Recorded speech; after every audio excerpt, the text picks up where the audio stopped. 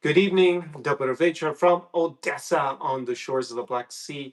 We are back with the Sunday show here on the New Europe Experience. I'm your host, Conor Clyne. This is, I guess, the makeshift Odessa studio, and we've taken a hiatus from this format for the last month or so. So it's a good opportunity now that the summer is basically in full swing to discuss what are the best opportunities and locations for travel investment at the moment in this region, the region that I cover. I dub it New Europe. I actually deal with a subset of the broader region, which is between Germany and Russia. And the countries I cover primarily are Poland, here in Ukraine, Moldova, Kazakhstan, Romania, and Latvia, Lithuania, and Estonia, the New Europe Baltics. And basically, here I help ambitious men with gaining a strategic advantage through New Europe, this region. I've been helping high level men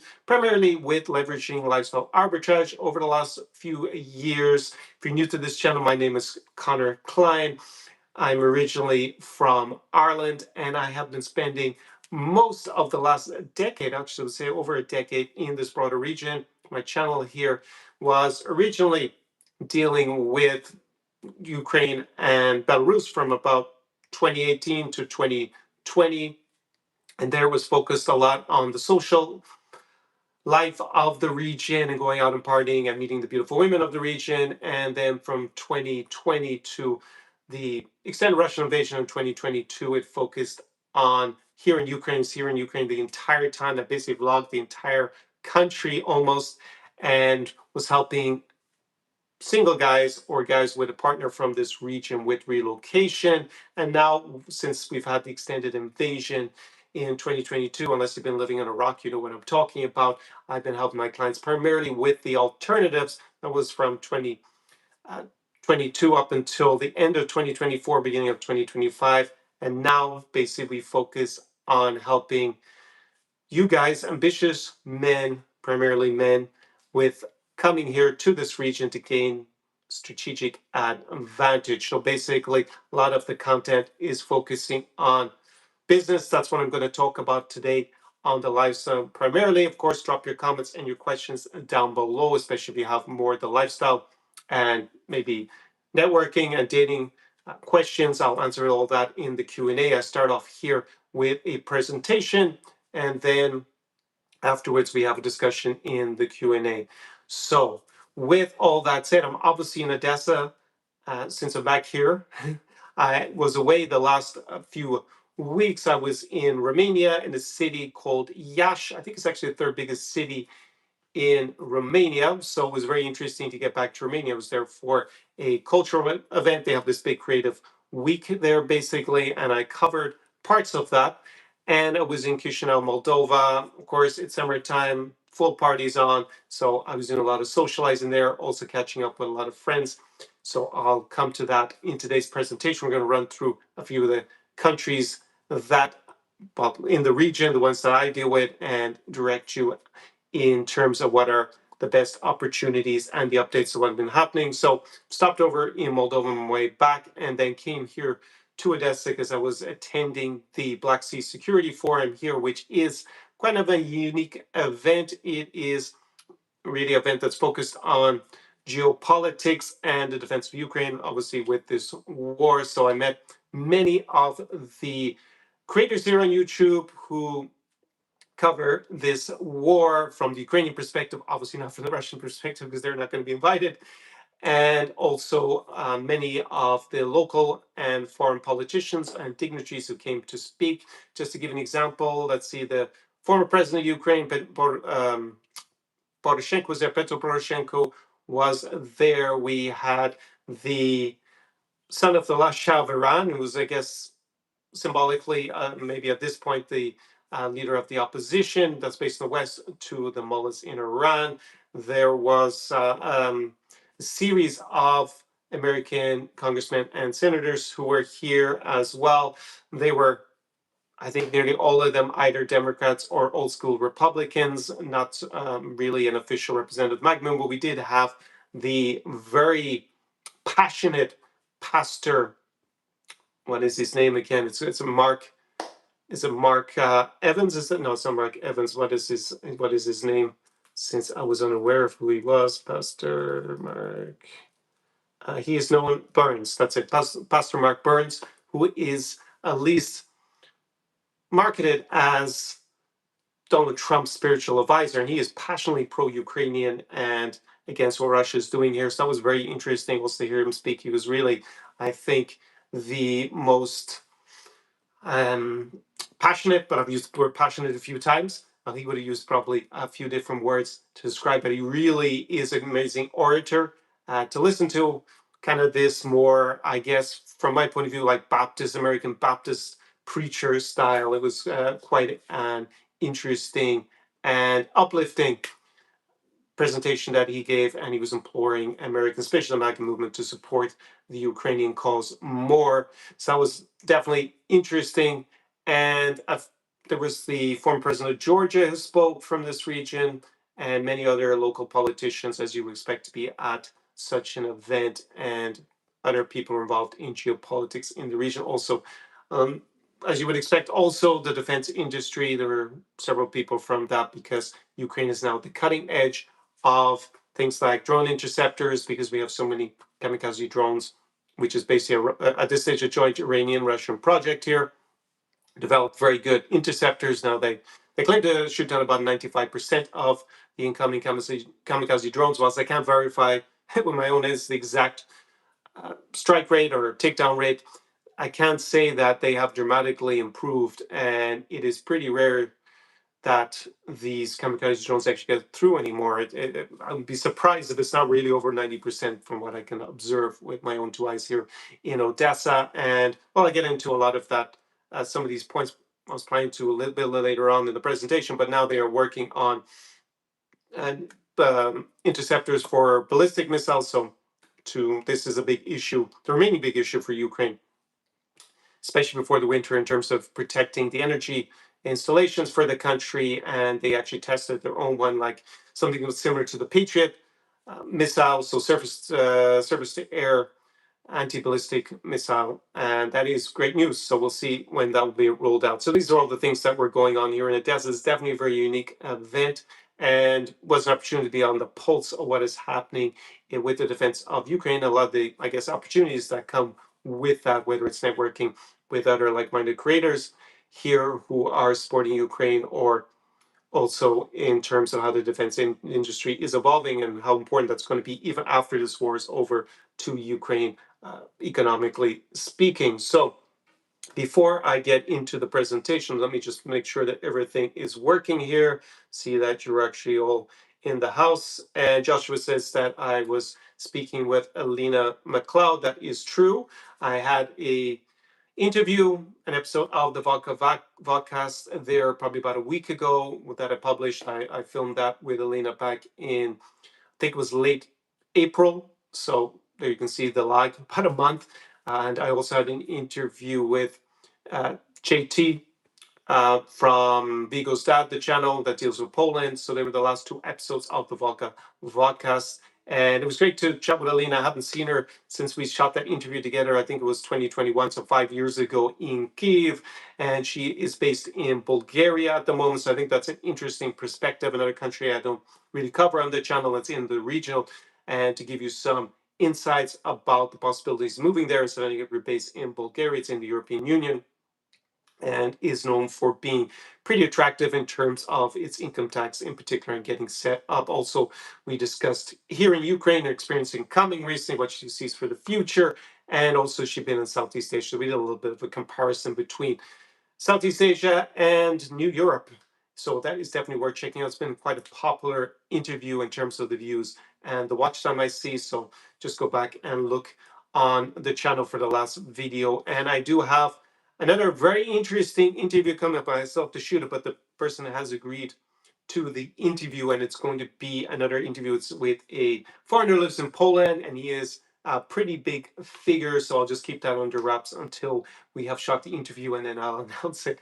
So that will be coming up only in August. Are we planning to shoot it? He's too busy at the moment to do it. So, but we have arranged to do it in August. So that will be some content for you to look forward to. Since we had this last Sunday show there about a month ago at this point.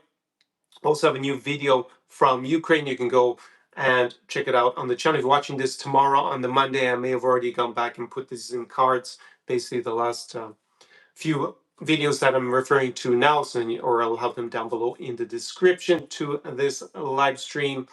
And that's a very useful one if you're planning to come to Ukraine in the summer 2026, run through some of the business opportunities there and also the cities that you should consider going to. I cover 5 of them. So Kyiv, here in Odessa, Lviv, Uzhhorod, and Chernovtsi are actually the 5 cities that I cover also in my guide. So if you are coming here and you want to know my favorite cafes, restaurants, bars, clubs, and nightclubs even, because there are still many open, then you can go and invest in that. There is a link to that down below in the description, as there is for my other insider guides to Moldova, to wonderful Warsaw, to the New York Baltics, so that's Latvia, Lithuania, Estonia, and to classy Kazakhstan. You can go and invest in those. There's links to that all down below. I'll also have an interview that I shot with a major European investor here in Ukraine. He's also appeared in several of the last videos I have from Ukraine, at least 2 of them, if not 3. I think it was 2. That is Thomas Silison. And yeah, that's also going to be super valuable if you are considering to come here with an investment mindset, taking advantage of many of the opportunities that Ukraine offers. Obviously, it's going to be a little bit more of a higher risk profile than someone who wants to invest in government bonds. But I think most people are smart enough to understand that, since there are many opportunities here in Ukraine, but also you have a little bit more risk with the wartime situation. This is stuff that I'll go into more in our presentation. Other pieces of housekeeping, I've already referred to the upcoming videos. Maybe I think it was already released, but if you are planning to go to Moldova, I have a great video for Moldova. It's about half an hour long where we go through, what it's like, the vibe, and also a little bit of discussion also about business in Moldova. And that is something I will be building on when I get back there. Probably in the coming weeks, I'm going to go back to Moldova again, since it's just next door to us here.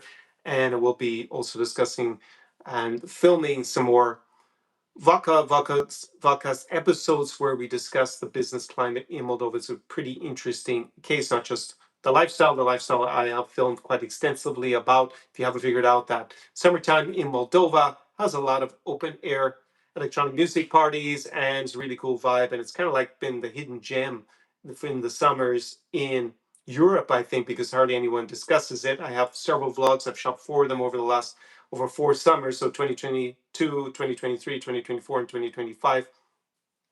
And the 2025 one I released about 5 or 6 weeks ago, I think. So I think it's probably, from my point of view, the best one of the 4 of them. But go ahead and check out the others as well, because they cover a little bit more the party side of things. Just as an interesting little tidbit of information, of intel on the ground, one of my friends did go to Chisinau from Odessa this weekend. He went out to the airport to pick up a friend who was flying in from Germany. He said he was shocked by the number of Germans in the airports. The hidden gem, the secret is getting out, probably because, well, it's a little bit of a small part thanks to my content. I definitely have the most upbeat and positive content about Moldova on YouTube in English, for sure. Maybe there's some from producing it in German, since there were a lot of Germans. And that was kind of the tone he said, is that a lot of Germans are coming because it is a bit of a hidden gem and they've discovered it. So yeah, definitely, if you're considering coming to Moldova, get here as soon as possible. That's what I will say. So I will be covering and seeing if there is actually a big difference on the ground. When I was there on it was 2 weekends ago, I guess, I did notice a huge number of foreigners, no more than previously. But here in Odessa, I have actually noticed a little bit more of the single male. No, that's not actually true. In Moldova, I did notice it, actually. Yeah, when I reflect on it, I thought it was a little bit higher because it's earlier in the season. It was already, I guess it was, last weekend of May, if I'm not mistaken. No, it was the weekend before. So it's actually the 3rd weekend in May when I was there. And yeah, I did notice that there were more guys for that time of year, not compared to, say, July or August. So definitely the word is getting out. I would say the same here in Odessa. I've seen more than expected. Not that there's the hordes of horny phoners are back here chasing the girls in Arcadia. for sure, and I don't expect that, but definitely I've noticed a little bit more of an uptick on that. And I actually noticed also there are more people investing in my guides for Moldova and Ukraine compared to the previous summer, at least. So that's an indicator that the word is getting out. So you heard it first on this channel. Over many years, I've been telling you. Let me just see if there's anything else in the comments there. Drop your comments and your questions as we go through the presentation, and we'll come to the Q&A afterwards. But how was Super El Nino affect the region? I have to research that. I wasn't aware that was going to hit. That's good intel about the climate. So if you are considering coming here this summer and you don't want to implement your strategy all by yourself, you don't want to Philly nomads, then have my in-person immersion, the New Europe experience is by application only, and it'll be up to a week together in a city. And the reasons by application only is I have to see if it's a good fit for us to work together directly in person. There's a link down below. You can go read about that and see if it's a good fit, and then fill out the application form, and I will review it. And could be me and you here in a city together, living it up large and giving you all that intel. You'll get access to my encyclopedic knowledge, my networks, and my crew, and we'll go out and have an absolutely unforgettable time socializing. Of course, this region is world famous for its beautiful female denizens, so the beautiful hotties of this region, and there'll be no shortage of when we go out and socialize and party at the best places that I think are the best fit for you. So that is by application only, and you can go and apply. First, read about it and apply down below. If you want to access my intel remotely, you can invest in a strategy call. We can jump on that. You can go and reserve it down below. There's a link, and we will figure out your strategy for coming to this region. As I say, I also have my New York Insider AI. Guess that's probably should be a link to that down below. If not, it's on the consulting page. Anyways, and that actually is a really good addition. I did test it compared to ChatGPT, asking you lots of prompts about what I would advise to get you a good bit of the way there. But for education and for fleshing out a full strategy, then the consulting call is the best option, and it will just save you so much time, probably emotions, and most importantly, money. Well, I don't know which are more important, the emotions or the money or the time. You can decide. Then showing up here without the right plan, and it will, investing all of those three things, time, money, and emotions, into the wrong people, whether it's for business and networking, or the wrong women if it is more an romantic intention you have coming to this region, and you can just avoid all of that wastage and get a great return on your investment. So all those options are down below, and you go check them out. And definitely, if you are thinking of the in-person immersion in coming here to Ukraine, it is obviously a little bit different because there are some restrictions on the nightlife, but it's more about the timing, to be frank, at this point. I actually wonder if they're going to lift the curfew soon in cities like Odessa and Kyiv, because in effect in Lviv, yeah, in theory there's a curfew, but it's a lot more relaxed there. And then cities like Uzhhorod, for example, there's no curfew at all. So there is that option of coming here with me to Ukraine, and it'd be good to apply before tomorrow morning because I am reviewing all the applications and going to kind of, yeah, provisionally close it out for this summer. I did put it out on my mailing list. I can't remember, was it 2 or 3 weeks ago? And yeah, for those who applied, I've obviously been reviewing and coming back to people who I think it's a good fit for. So I just sent to one of the guys that, yeah, I'm gonna close it out this evening in terms of the application process, to go and apply ASAP if you are thinking of coming here to Ukraine, because I have a more interesting, unique offer that you need to take advantage of if you are thinking of coming here. So let me get into the presentation. Let me just see if there's anything. Always like make sure my mic is working, everything, but I don't see anyone telling me they can't hear me. So let me jump then into the presentation. If you are new to the channel, then go and look at the last few live streams. I have everything broken out with timestamps. You can go through them and pick out the parts that are relevant to you. I don't want to just repeat the same things every week, and there's just a huge body of knowledge there that is unique that you're probably not going to find really anywhere else on YouTube. So go and watch that through those before before going out, I guess, going to another channel. And also my Vodka Vodkast series, you can go and there's just like probably 100 hours of content there. If you take with the recent live streams and the Vodka Vodka content, there's probably 100 hours. You can go there and be discerning and pick out the ones that are going to be the most relevant to what you are trying to achieve. So it is June 2026. And I think June is actually the best month to be in this region because it's obviously summertime, although we did have a downpour. So one of the reasons why I wanted to do this live stream today, because it was predicted there would be some rain, was forecast, and actually it only started to rain around just a little bit after 8 p.m. It was actually great beforehand. I was actually drinking some coffee at a cool place that is outdoors. They have a DJ playing and actually spilled a little bit of coffee, but I don't think it's visible. I think it's at the bottom of my white polo shirt here. I probably should have just left it on the hanger if I was going to drink coffee. But yeah, you don't need to always drink alcohol to have a good time either. It was kind of a cool new concept we have seen, I think, just everywhere in Europe and probably the last year or so, maybe a little bit longer. I think it started in Germany, was having these kind of coffee raves and stuff. But in general, here you have great weather and it's before people take their main holidays. So it tends to be a little bit more a local scene.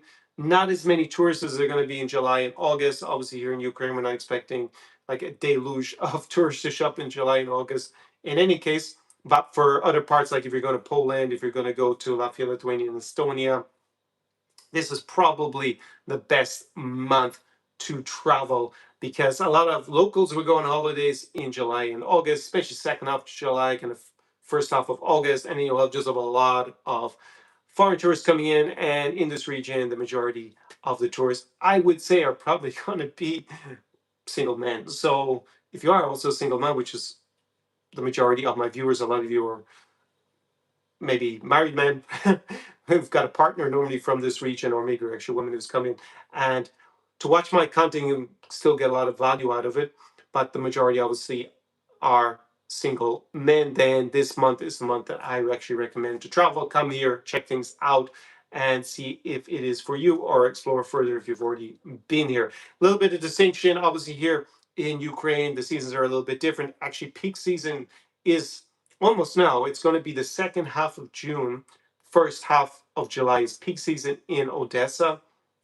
The reason for that is it's actually when Ukrainians are more likely to take their holidays. Plus, this is the only part of the Black Sea, realistically, that Ukrainians can go to, and many Ukrainians can't leave the country if they're man between 23 and 60 currently. If they're actually under 23, they can leave. That was a law that was changed last August. So 18 to 22-year-olds were actually then allowed to leave. And yeah, it's just like really, there's a lot of people here. So the actual price of accommodation like balloons in cost compared to before and probably just afterwards. So it is interesting to be here. It is the best time to be here if you're going to come to Odessa because there's just going to be so many people out socializing parties.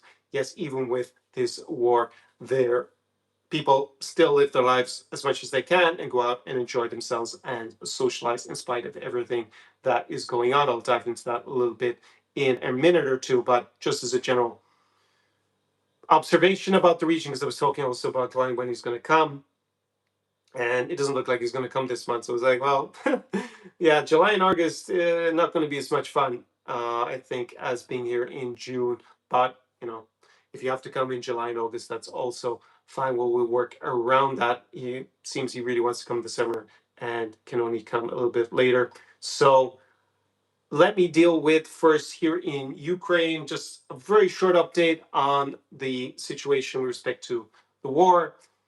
I have a second channel about that. You can go and listen to me in depth. There should be a link to it down below. It's called Inside Ukraine with me, Conor Clyne. So I actually have a background, just for you, those of you who aren't familiar with me. I have a background in international relations, went to the best school in the world actually for IR, and I've lived in this region for over 10 years. I'm a former lawyer, so I can definitely give you a more nuanced and unique insight into what is happening. And I've been pretty consistent because I called the war on week 3 and I actually come to the conclusion after about 14 or 15 days. But I didn't say it for a week because I seemed like I'm going to look like a nutcase, say Ukraine is not going to lose, because the whole body of media, whether it was pro-Russian or pro-Western, was all saying the gallant Ukrainians will only hold out for another few weeks. But I recognized that Russia had already failed in its strategic objectives to seize Kyiv. back in 2022. And what we are seeing that I predicted back in 2023, I didn't, unfortunately, the 2023 Ukrainian offensive in the south was not as successful as been anticipated or hoped, at least from the Ukrainian side. There's a lot of reasons for that, but you can go listen to me in depth on the other channel. Since then, I pointed out like late 2023 that in late 2025, predicted that Russia started to run out of money, men, and manpower. Basically, they would all money, men, and no, men and manpower are the same thing. So money, men, and material, the three M's. I guess manpower and those manpower and men are the same thing in effect. Although probably about 10% of the Russian military might be female as well. So we'll leave it as manpower. And we have seen in the second half of 2025, going into 2026, Russia, for the first time since 2023, losing more soldiers than they're able to recruit per month. So manpower problem increasing. Money, their economy is clearly in the doldrums. That's a nice way of saying it. They're in a recession. They can pretend with all the clever accounting they want, but their economy is pretty bad. It's not collapse, but it's getting worse and worse. They have a cost of living crisis. You think you have a cost of living crisis wherever you are, you do not have the same thing as what Russians are facing at the moment. And it's only getting worse and worse because they're just wasting so much of their money on this war and materials because they've burned through their Soviet era stocks that they were refurbishing. In fact, recently they asked the Taliban in Afghanistan if they could send them any of the Soviet vehicles that were left over.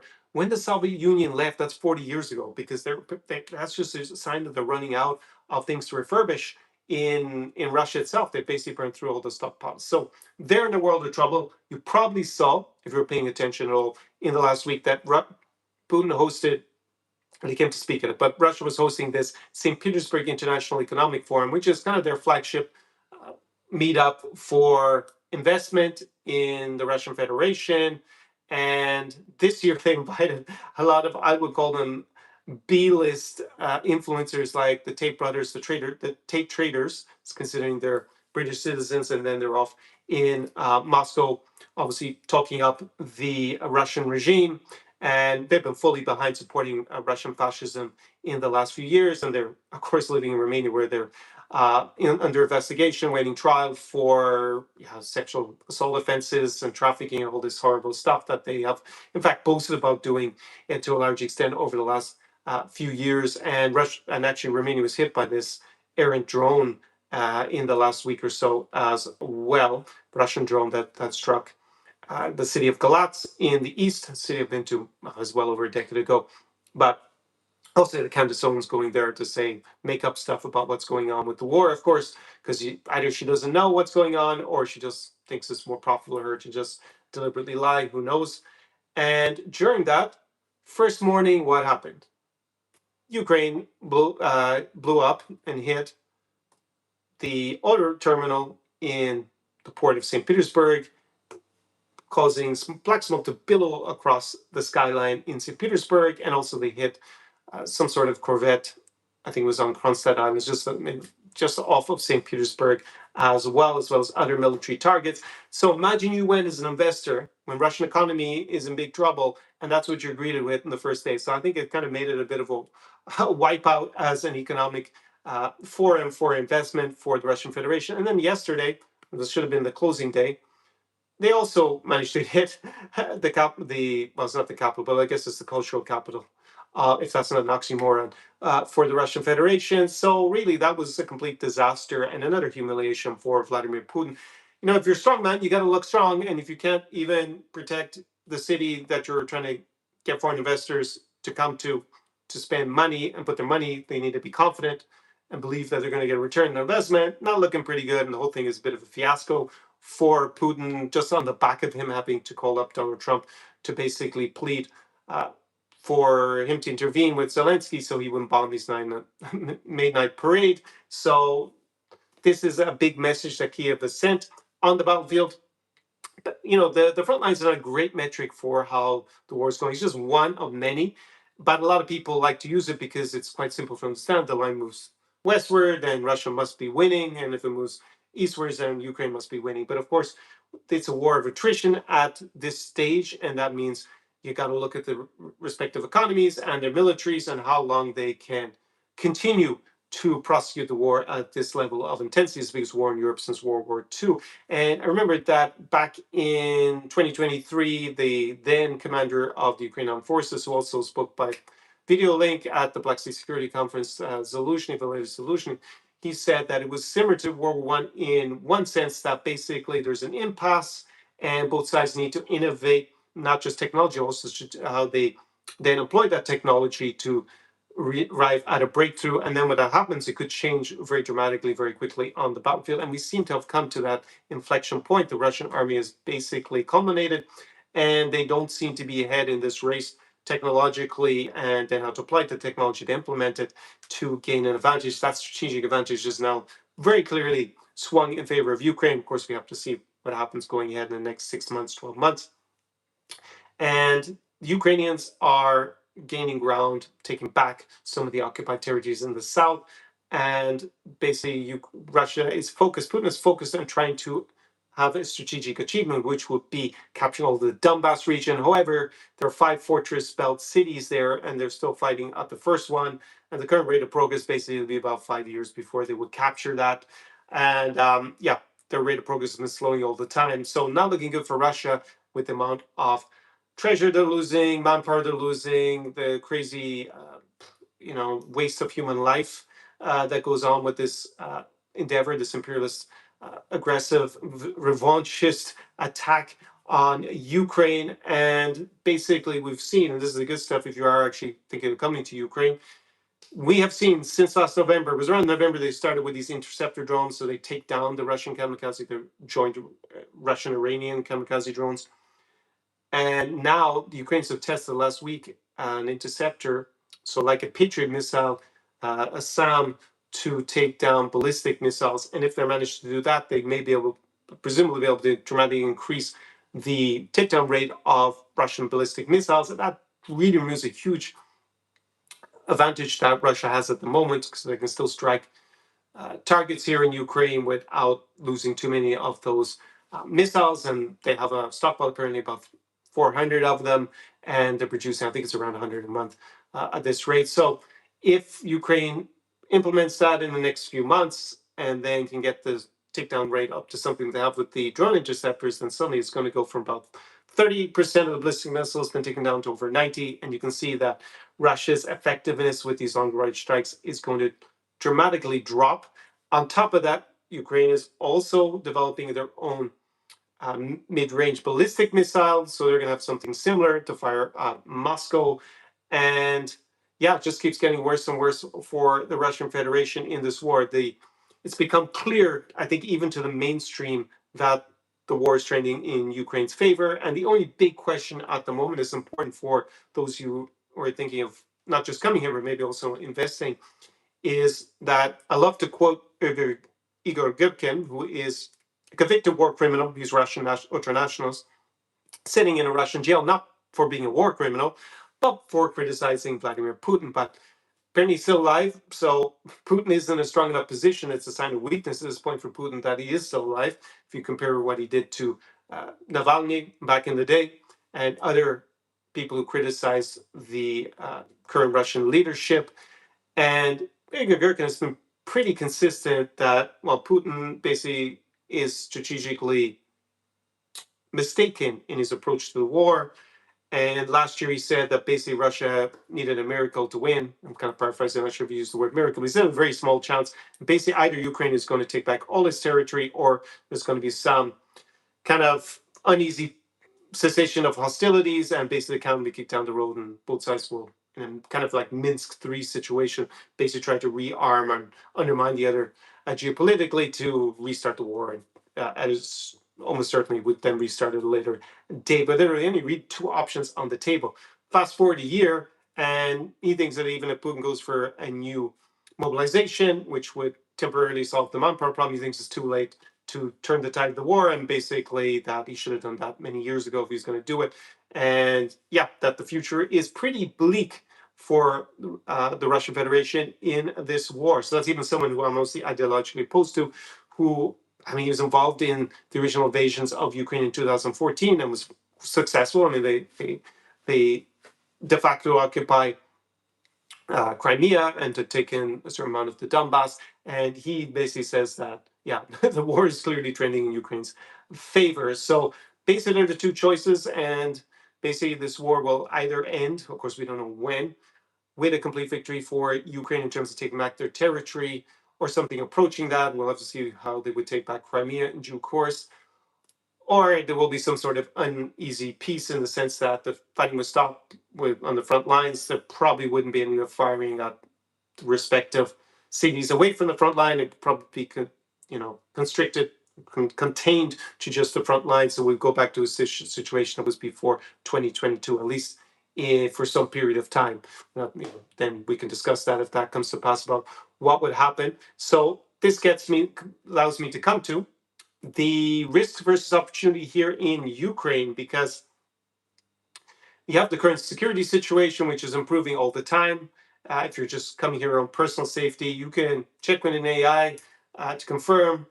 But last time I checked, it was like 1 in a million chance per day of being in the wrong place at the wrong time, either injured or something worse from a Russian attack. If you're in a city like Odessa, and it's way less than that if you go to like Uzhhorod or Chernovtsi. It's basically non-existent. There isn't going to be much difference if you're in Uzhhorod or Chernovtsi to being there or to being in Eastern Poland or Eastern Romania. So it's probably at that point not really worth considering in terms of personal safety. It's somewhere in between. If you go to a city like Lviv, for example, between the risk of being in Kiev or here in Odessa, obviously you go further east towards the front lines, and the increase it does increase a bit. But it was interesting. One of my clients came here, and he's been in Zaporizhia with his wife. His wife is from there, and he actually said that they get less air alerts in Zaporizhia. So yeah, it can be a little bit deceptive because here with the port in Odessa, it gets struck more than maybe some cities nearer to the front lines. Obviously, you can't go to a place like Kherson without permission. And if you are thinking of investing, because I have a very good live stream that's relevant to that about the demographic situations, you can go and check it out. I'll put it down in the description and up in the card when I'm watching this on replay tomorrow. But there you can see how also the price of property, well, it's gone down in certain regions that are close to front line for obvious reasons. They're just closer to being attacked by Russia, maybe destroyed if Russia were to make those advances. And also, your property rights if you end up having property in somewhere that's occupied by Russia, obviously not very good, no matter what your nationality is, because even if you're Russian, they might steal it off you. If you're a Russian citizen, the obvious problem is you become a Russian citizen, then you're going to be eligible for military conscription. And even if you're a permanent resident in Russia, you may be mobilized because they changed the law. It caused consternation amongst all the pro-Russian bloggers saying, "Move to Russia; it's all amazing here." They can't even criticize the weather for fear of being shipped off to the gulag or something worse. And then they all had this panic in their eyes and discussing because they were permanent residents that they might be shipped off to die in the field in eastern Ukraine. So you don't really have to worry, in my opinion, about wherever you buy your property suddenly being occupied by Russia. Even if you're buying in the city like, say, Kharkiv or in Mykolaiv, because Russia hasn't been able to take those cities since 2022, and they're now a lot further away than they were in 2022. And there doesn't seem to be the capacity, from what we can see at the moment, for Russia to even really make progress anywhere except maybe very, very slowly in the Donbass region. So that's going to be cities that you're probably not going to invest in anyways. So Kramatorsk, for example. But outside of that, the chance of somewhere that you'd invest ending up under Russian control, very, very slim risk. Being hit by a rocket, of course, there's a risk. But again, if you look at the amount of rockets they fire and how big Ukraine is and the number of buildings, is still a very, very, very small risk. But it's something obviously you have to be cognizant of. And the upside is, of course, that this war will be over at a certain point and Ukraine is not going to fall, then the value of your property in the long run will obviously go up a lot. That is something that you can say if you look at how price property has gone up in Poland. I really believe that in 10 years we'll be talking about how Ukraine is the new Poland. So in the short run, you could put it out for rent if you bought a property, just do some minimal renovations on it. And then when the war ends, you could renovate it fully, live in it yourself, or put it out in Airbnb. That would be something that would be, when we're talking about real estate investment, definitely something worth considering.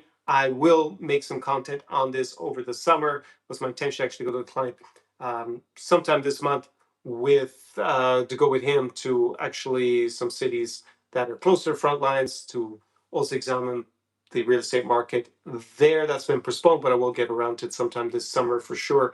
Also, one of my clients renovated an apartment up in Kiev, and it should be ready by September. He told me so. I guess at the latest, then, yeah, probably around then I would also make one a video about that in Kiev, and probably since I'm in Odessa, I will make some videos about at least one video about the real estate market here. So if you are interested in any sort of investment here in Ukraine, you have two options. You can, of course, reach out to me by email, Conor@conorclyne.com. My email is down below. If you want to dive deep into the strategy, then you can book a consulting call down below as well. There's a link to it there. I will have a new business that I'll be rolling out that will be helping foreigners with investment here in Ukraine.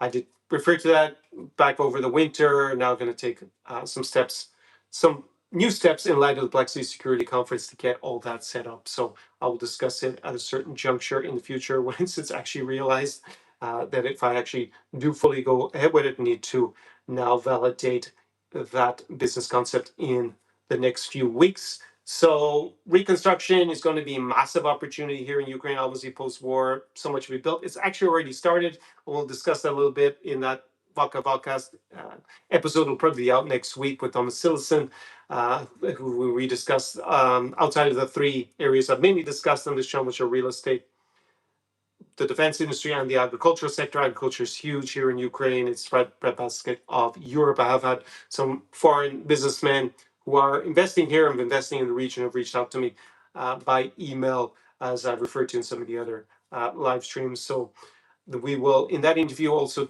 discuss a little bit about some of the other opportunities. But basically, if you have a business that's about providing some sort of service that's working in Western Europe and North America, then it could be a good idea to inquire about being able to implement that here also in Ukraine, because it could already be the time to get that set up, and you will have first mover advantage by coming now as opposed to after the fighting stops, because then every Tom, Dick, and Harry will show up for a variety of reasons. I always love that little description or metaphor, every Tom, Dick, and Harry.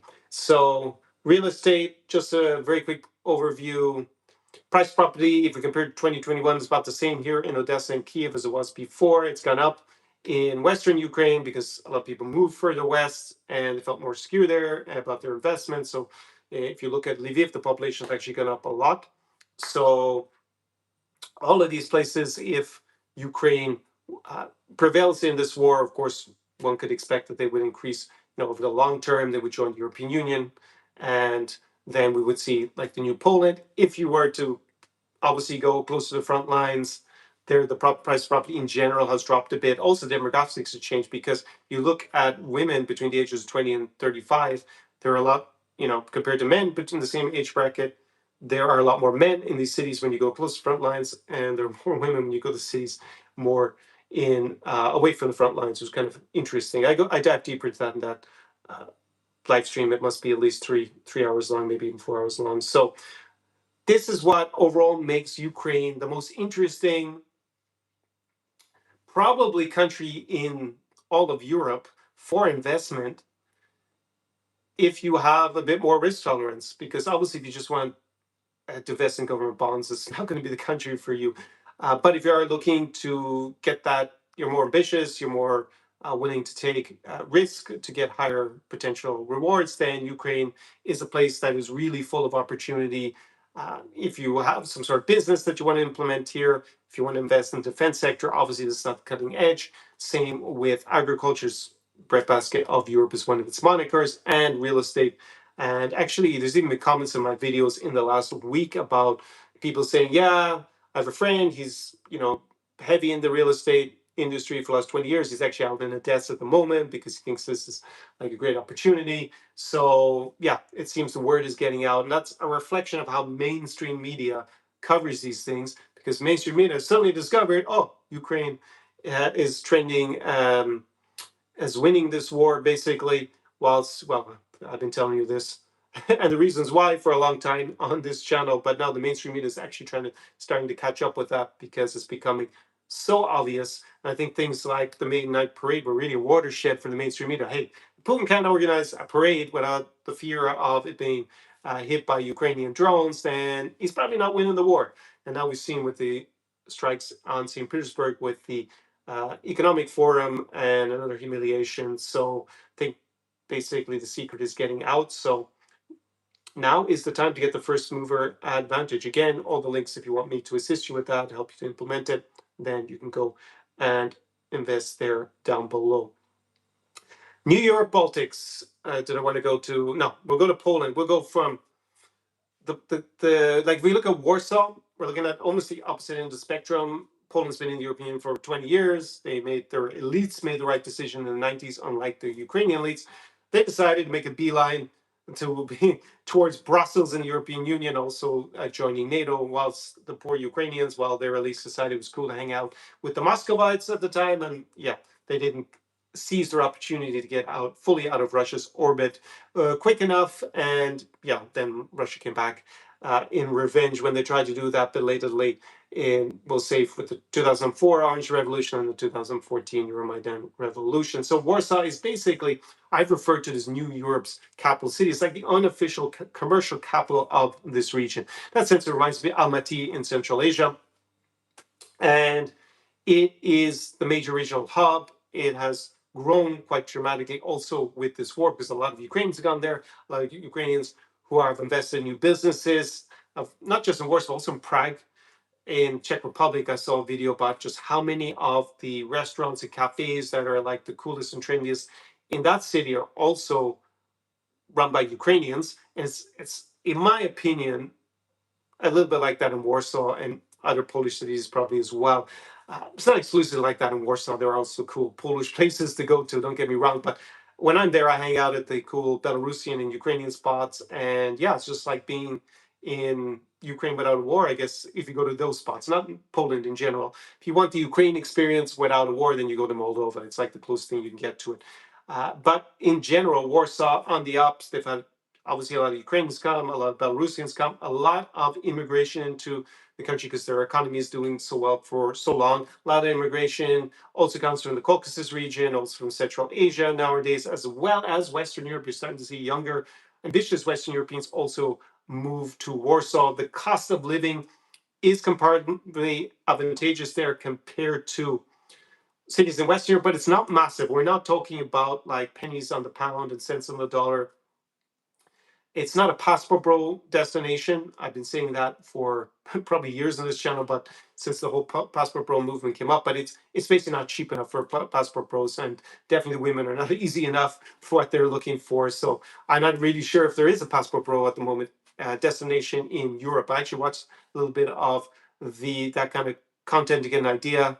And yeah, they seem to write Europe off because, well, also there's a war in this part of the continent as well. So that they're obviously well, apparently they're not interested in coming for now. We'll see when the war ends. I guess the price point here in Ukraine is probably attractive to them. And obviously the women here are definitely beautiful. In Warsaw, you do have those Belarusian, Ukrainian communities. The diasporas there, I think, are super interesting, super cool. Obviously, Poland's an up and coming country. It's basically on the way to becoming a central economic and political node in this region within the European Union, of being basically the eastern flank and being the center of power. And there are lots of cool places to go out and hang out, also with the pretty Poles if you are so inclined. And yeah, just a place where the infrastructure, I think, is super well developed. They built so much of it recently that's new. And yeah, just I think a sense of optimism economically. There are some social pressures in Poland because they have so many people coming from outside. And whilst Poland historically, especially in the Second Polish Republic, the interbellum period between World War I and World War II, was very multi-ethnic. They had a huge number of Jews. They had a lot of Germans. They had a lot of Ukrainians. They had a lot of Belarusians. Poland used to be further east at the time. And Silesia was also had a lot of Germans, and obviously up in Gdansk. That is in modern Poland. They also had a few other minorities like Kashubians, which are still there, and some other different Slavic ethnic groups that were smaller, and they had even Muslim Tatars as a minority in the country. I think there might be a few of them. I'm not really sure. I've never gone to explore that part of modern Polish culture. But with the Second World War, and obviously, Soviet Union and Nazi Germany coming through, occupying, mass murdering so many people, particularly Jews, but also just lots of people who weren't Jewish in Poland. And then at the conclusion of the war, they had an agreement basically to ethnic cleanse certain parts. So they moved Ukrainians from cities in what are now eastern Poland, and they moved Poles from cities now in western Ukraine, and sent them vice versa. But they actually made Polish kind of feel like basically, I think about 97, 98% Polish, which wasn't the historical reality of that region at all. And now things are starting to invert or been rolled back in reverse, and suddenly the Ukrainians and Belarusians are coming back in, and people from all over the place. I think there's a bit of a mindset shift that is needed in Polish society to cope with that, and there's a little bit of friction because of it. Because when people come to a country that, at least in living memory, hasn't had a huge number of a lot of diversity, then people need some time to adjust to it. So you do see a little bit of pushback against people emigrating there, but I think all in all, if you're in Warsaw, you're probably not going to notice that too much. And level English, because always comes up, is pretty high in Poland. I would not say it's the same as being in Scandinavia, or even I think it's better in Tallinn than in Warsaw. But yeah, it's pretty high. You can get by and do all the tourist things. If you're going to live there long term, there is a lot of pressure to learn Polish, especially if you want to socialize with Poles. A lot of people try to debate, at least tried to debate this with me 2 or 3 years ago. But I think there's now a consensus of accepting that's the case. If you go to, say, and that's going to be the next, this is a segue into the New York Baltics. If you go to Lithuania, Latvia, and Estonia, because those languages are smaller, they're just more accepting of, people are not going to learn our language with 1 million people speaking it, at least in the beginning, than say in Poland, where there's definitely a lot of societal expectation. Then you also have to remember that for Belarusians and Ukrainians, learning Polish is not that hard compared to would be if you're a native English speaker and you don't speak those languages. I have an advantage because I speak Russian, Ukrainian, and Belarusian to varying levels already. So basic Polish was not so hard for me, but they're used to allow foreigners actually learning Polish as well. Whilst if you go to Lithuania, whilst if you go to Latvia, there are Baltic languages that are not really similar to anything else other than each other. And then Estonian is similar to Finnish. So they're just not used to people learning. So you're going to get more of a leeway. That said, I have to say, after 4 months in Estonia, I started to get asked by a lot of girls, hey, how come you don't speak in Estonian yet? So maybe there is a little bit of pressure after a while, but it's definitely an easier uh, entrance into those societies if you are going to rely on English, which I assume is going to be the case, at least in the beginning. I have seen many foreigners start to learn the Baltic languages for a very simple reason, that if they're not an EU citizen, like they're American, and they want to get residency and eventually citizenship, they need to learn the local language basically to do that. So that seemed to be the only incentive. I don't think I met anyone who learned Latvian, Lithuanian, or Estonian without that incentive, basically. And even I was there a lot in the last 3 years, and I learned how to order in a restaurant and stuff. But considering they take as long as learning Polish or Ukrainian or Russian, and I don't know, and there's three of them, and I don't know if I'm going to be committed to going back, for the long term to all three of them. And like it's like just a huge amount of work, especially for me if I want to cover all three. And I haven't invested in studying yet. I decided it was better as to improve my weak Polish and continue to work on my Ukrainian basically for now. But there's some things to think about if you're going there. As an update, economically speaking, there has been a bit of a change from a few years ago, where Lithuania is now the rising star in the New York Baltics. Economically, it's pretty clear. Just the European Bank for Reconstruction and Development now expects them to perform them also this year in terms of growth.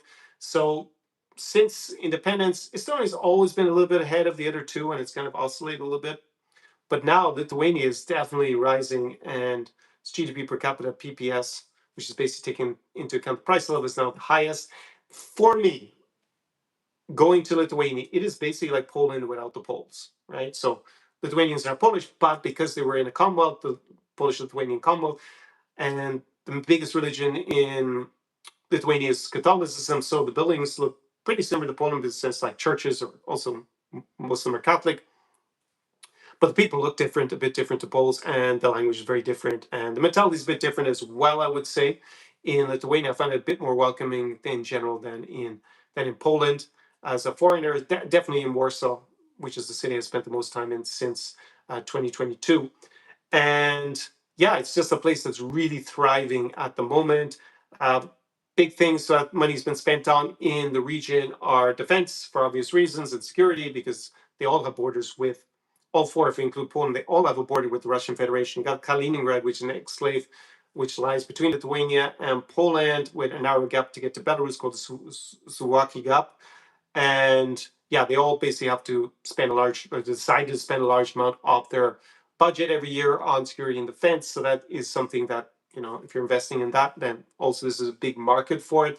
Technology and startup ecosystems huge also in the region. Traditionally, it's been more Italian, but now with Lithuania rising, then that is something that's very interesting there. Latvia is for me the main lifestyle hub for several reasons. Riga is the biggest city in the region. They have the waterfront development that I covered in that real estate video with Karina, my friend, who's actually originally from Ukraine, who's a realtor there. I guess afterwards I'll go and put it down below and also up in the car. But if you search it on my channel, it's probably from about 18 months ago at this point. We go also to the waterfront. That's a very up and coming development. It's being now they're still building it, but that's going to transform the international profile of Riga. It's got the biggest airport in the region, this kind of like New York Baltic region. And in terms of the nightlife and stuff, definitely Riga's number one in the region. For me, it's a clear winner. I put Tallinn number two. And then after that, I guess we put Vilnius, but a little bit of a distant third in terms of nightlife and partying and all that kind of stuff. And yeah, so I think if you're looking for a place for relocation in the region, normally I recommend Riga. But of course, if you want that bespoke advice, then invest in a consulting call down below. There's a link to that. Had a guy a couple of months ago who was trying to weigh up his options. He'd been to the region, which is going to be best, and implement a plan so he can build up a social circle there for what he's looking for, a high level one, so that he kind of gets out of that tourist box as quick as possible and has, a way higher standard of living and lifestyle there. Then, so that's what I would say is the reason to be most interested in Latvia, especially Latvian real estate.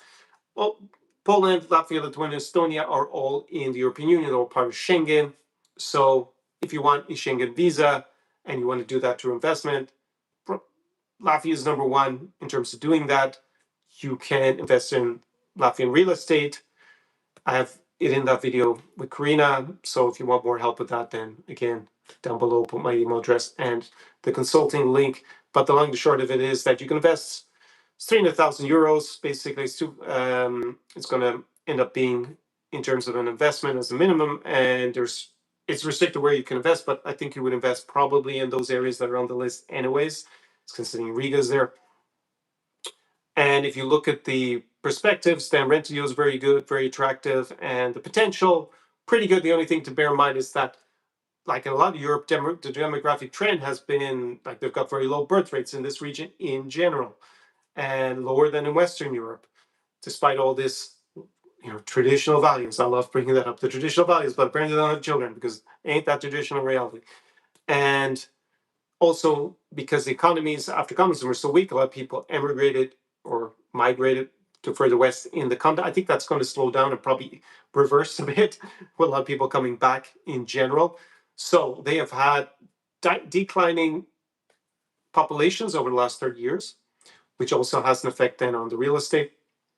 But if you look at Ireland, if you want to take Ireland example, Ireland in the 1840s, if you look at 1840, had a huge population. It had a bigger population in the island than it does today. It's like one of those few countries. And if you look at it from when it joined the European Union, and we had finally, towards the late 80s, the economy started to improve. Ireland today is like increasing population extremely quickly. So even though our birth rates are higher, our birth rates are higher than they're going to be in this region anyways. They have come down below the replacement rate recently, but the main driver is immigration because there's so many opportunities in Ireland. And looking at how many people are now going to Poland, one can imagine that it's going to be more and more attractive to go to the New York Baltics as well. Just they don't have the marketing because they're smaller and people haven't figured it out that, oh yeah, Lithuania are also there. Estonia, Latvia, and Lithuania. and they're also good places for lifestyle and for immigration as well. You do see a little bit of a similar trend in terms of people from Central Asia uh, coming to work in Latvia, Lithuania, Estonia as well. You see them, especially on the buses, intercity buses on the way to the airport. So that is what I will say about the prospects in the New York Baltics. Let's go to Moldova next. And yeah, this is kind of like it was a hidden gem, but apparently my intel from the airport is it's starting to be discovered. So Moldova, most overlooked country. I am the only YouTuber who has videos, regular videos from Moldova over a few years. We're actually talk positively about Moldova. Most of it's just poverty porn.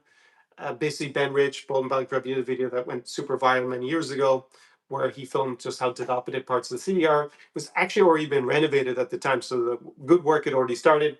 And he actually went back to last year and said, "Oh, it's actually changed quite a lot." So even Ben Rich has admitted that it's not the basket case it was 5, 10 years ago as a place, Moldova. Really, the economy is doing very well. You have a lot of Moldovans who go abroad. Probably about half the population has an EU passport, either Romanian or Bulgarian.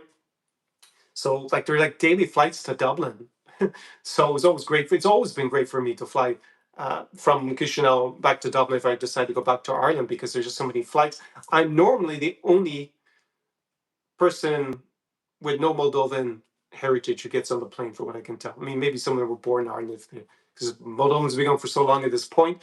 But a lot of Moldovans work in Western Europe. I meet a lot of them, guys normally or girls maybe in their mid 30s, maybe early 30s, and they've actually even often worked in Dublin for 5, 10 years, or even in their 20s. I had Anna Maria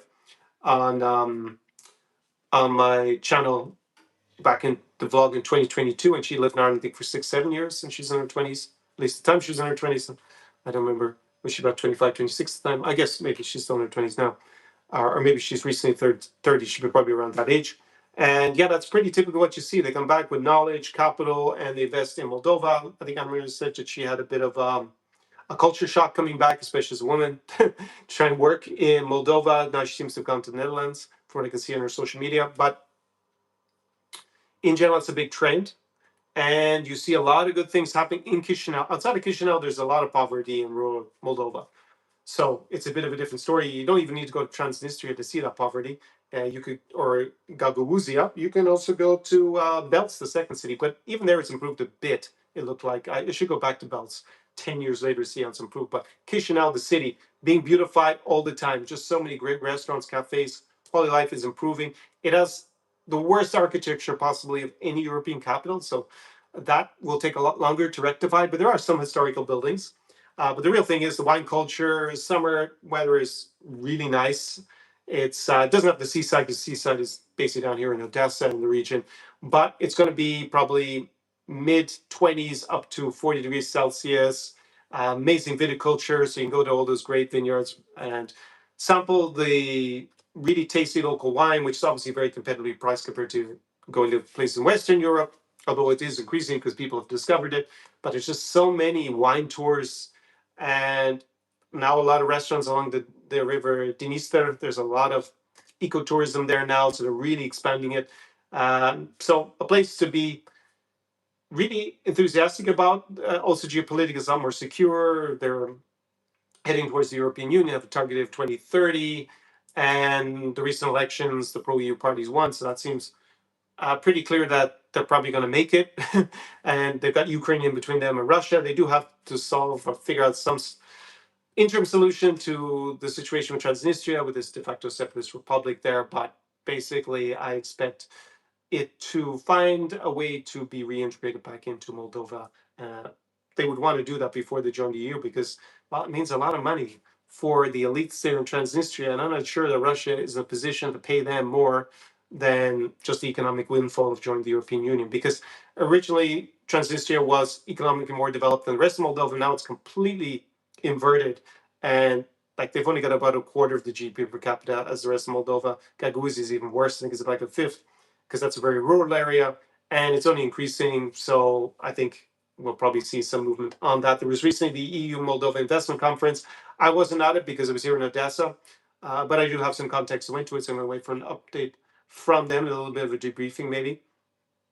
And yeah, they're just making a lot of reforms since 2022. They also, a lot of Ukrainians come in, a lot of the restaurateurs came and set up great restaurants in Chisinau as well. So they've had money come from Odessa there. And yeah, this is really on this path, accelerated path, I would say, towards European Union accession, which means, yeah, I mean, it's not big enough to be the new Poland, but it's basically Ukraine without a war or without a seaside.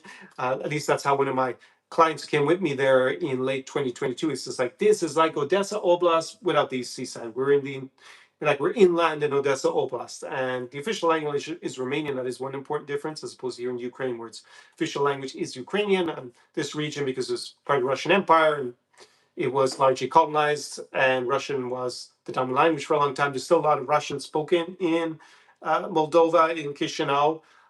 It's moving more and more towards being Romanian speaking, but you can kind of basically, you can speak both there for all practical purposes. If you haven't speak Russian, it's a place where I guess you can practice it without a big issue. You could also speak Russian on a daily basis here in Odessa. It's more bilingual nowadays, but Ukrainian is obviously, with this war and with Russia's foreign policy, which is basically to use the Russian language as an excuse to go invading their neighbors in part. Yeah, it's kind of falling out of favor slowly but surely as lingua franca. And more young people are learning English anyways. So I would say, yeah, there was actually a big development. It's been agreed to open the first cluster in the negotiations, first negotiations cluster of the chapters. This is a lot of terminology. You don't really need to understand. I worked as a lawyer for the European Commission, so I'm all of au fait with this kind of terminology. But basically, you have the acquis communautaire, which is a French term for the body of law in the EU, and basically, as a country goes along the path towards joining the European Union, they need to harmonize their laws. So when they join, basically, you have the same laws. It's not like one day they say, "Oh, we have this law." They've actually already introduced them in the lead up to joining. And the first round of negotiations, it's been agreed in Brussels that they're going to open it up for both Ukraine and Moldova. So this is again another significant milestone for both countries. I expect Moldova and Ukraine to be decoupled, that they won't join at the same time, because Ukraine is just so much bigger, has an active war, has a huge agricultural sector, which is going to be problematic because they're going to need to reform the common agricultural policy in the EU. It's like where a lot of money goes towards subsidizing farmers in the EU. And yeah, Ukraine is such a big agricultural sector, it's basically a behemoth. The current rules, what I read, is that they would get the most subsidies. They would actually get more subsidies than I think the rest of the countries put together. So they're not going to give all this money to Ukraine. They're probably going to reform it. That will take years of wrangling and negotiations. Plus, Poland and Ukraine historically have a bit of not just friendship, but at times they have a bit of enmity between them. And that got raised again this week because of historical grievances on the Polish side about what happened during World War II, this massacre in Volhynia, and the Ukrainians named one of their parts of the military after the UPA. So yeah, there will be some issues that will need to be ironed out. Just Ukraine's a big country. We'll see how many years it will take Ukraine to join, but I expect Moldova to join a lot quicker. They have a lot of affinity with Romania, so it's always good if you join the European Union. They have a significant country that's really pushing for you to join. And because of the close ties historically between Romania and Moldova, they speak the same language, they have the same official language, and about half of Moldovans, I think officially it's one third of Moldovans actually have a Romanian passport, but it's suspected it's actually higher than one third. And yeah, that will probably mean that those accession candidacies will get decoupled at a certain point, and the Moldova will join quicker. The next country that's probably going to join the EU is expect to be Montenegro, but we're not sure. They had 2028 as their target date, but I'm almost certain they're going to miss that. But one trend we're seeing is because of the geopolitical threat of Russia, the EU has changed its policy a little bit. Before, in the previous 15, 20 years, it was more about economic reforms and rule of law, and they wanted to really make sure that the countries joining were like up to date with that, which meant that only Croatia has joined since 2007. Croatia joined in 2013 because they did make a little bit of a geopolitical decision with letting Bulgaria in 2007 because they were worried that Russia was increasing in power and they actually might be able to pull Bulgaria away at that juncture. They just said, okay, they're not really there in terms of having fulfilled all the criteria as much as we would like, especially in terms of anti-corruption.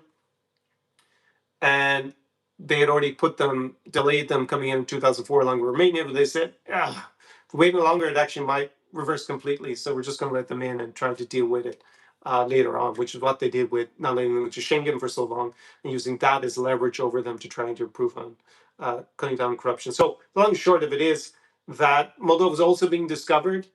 It is as a visit if you want to enjoy Ukraine without the war. But I think at this point, because drones also might fly over the border, that there isn't a bigger risk between going to Moldova or going to Poland or really going to Romania or any of these countries or going to the New York Baltics than going to, say, Uzhhorod in Chernovtsi in Ukraine. So it's a more psychological barrier, I think, for people. And I would encourage you to look at the risk level and reach out to me. And yeah, if you are really enthusiastic in coming and supporting Ukraine and you're worried about the security situation, safety information, then I would advise you to probably dip your toes in the water, so to say, by going to Uzhhorod or Chernovtsi. You could even go to Lviv. Really, the risk level is lower there as well. Just quickly before I get to the Q&A, Romania has the potential to be a little bit like Poland as a regional node because it is bigger. Its population is around 20 million, maybe a little bit under that nowadays, so maybe half of Poland. But it is up and coming. I think they need to get their budget deficit under control, so it's probably going to be a little bit of economic retrenchment.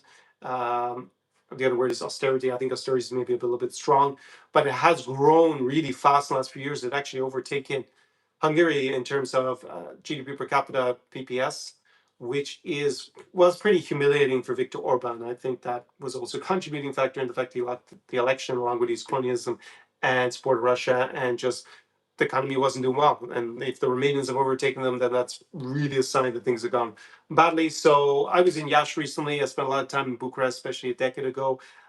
Really, it's a country that keeps getting better and better. I just preferred the lifestyle further out here, further to the east than in Romania. Just culturally, for me, it wasn't as good a fit, which is why I stopped going as much and started to go further to the east to Moldova and Ukraine, as I've documented on this channel. But definitely a place that deserves more and more attention, especially with its economy doing so well over the last few years. It will probably cool for a period now before it probably takes off again. There is a little bit of political risk also with the opposition, because the opposition leader, the alliance, it's called AUR, which means gold in Romanian also. It's like for Alianța Unitaria, maybe Românilor, I think is how you say in Romanian. But basically, the Alliance for the Union of Romanians. So it is a political party that advocates for re-expanding what Romania is territorially. So I think the word is I wouldn't, it's debatable whether it's revanchist, whether it would do that by military means. I think the party leader said that they wouldn't recently, but he's persona non grata. It's more an irredentist party. That's the word I was looking for. Irredentist than revanchist for now. But their leader is banned from Moldova and from Ukraine. Ukraine is a bit more understandable because, well, yeah, it's Ukraine. We have a war here with the Russians. We certainly don't want these issues with the borders with countries further to the west. But interesting with Moldova, is persona non grata. He's banned from entry. The current president of Moldova, Maya Sandu, also says she's in favor of uniting with Romania, just that there isn't the necessary political support amongst the population for that. So she's not going to hold a referendum because a referendum she thinks would lose. So just not going to be something she's going to put to the public, even though she's in favor, which is the position also of Gheorghe Semignon as well. So it's very curious that he is banned from the country. So you can maybe deduct that there's something else that the Moldovans believe is going on in the background. And that is a really big concern for Romania. If they were to flip, the opposition is extremely positive towards the Kremlin and against Ukraine. And obviously that would create a lot of friction if Romania were to go that direction. But he didn't win the last elections. So for now, that is not an immediate concern. But I think the government fell. So now they have a technocratic parliament, a government in the parliament. The president is pro Ukrainian and pro EU. But that would be a potential risk to have a new Orban figure in a country in the region, one bordering Ukraine. But yeah, that isn't what happened in the last election. So that is one thing that may be problematic. Also, the fact that they're running quite a large public deficit for a few years as well. Now they need to cool that down. They will probably at a certain point try to join the euro. I think that's also why they want to get the deficit under control and public spending, because Bulgaria joined the eurozone pretty recently, and that's an objective of all of these countries legally. Basically, they're supposed to eventually join the eurozone, but they need to meet the criteria. Just for your own knowledge, Latvia, Lithuania, Estonia all used the euro for many years. Poland has no current plans to join. Moldova, who probably want a stronger currency than the Moldovan lei, but that won't happen until they join the EU, and then sometime afterwards. Same with joining the Schengen area. So the last country I will touch on before I come to the Q&A, Kazakhstan. Not going to say a lot about it.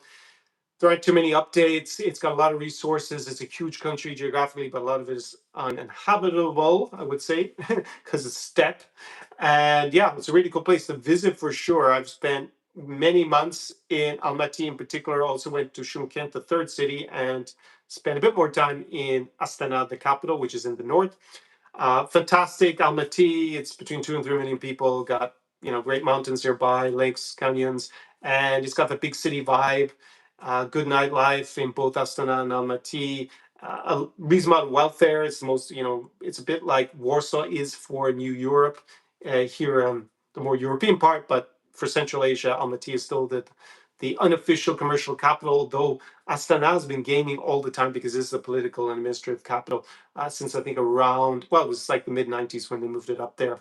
And that city has expanded from 300,000 to about 1.5 million, and it's going to go to 2 million. And they're constantly rolling out the new infrastructure there. So, yeah, it's a good country that has a lot of wealth. It is, like all countries, a bit of a victim of its own geography. It is bordered by Russia and it's bordered by China. So they have had this balancing act to try and make sure neither of them tries to invade them.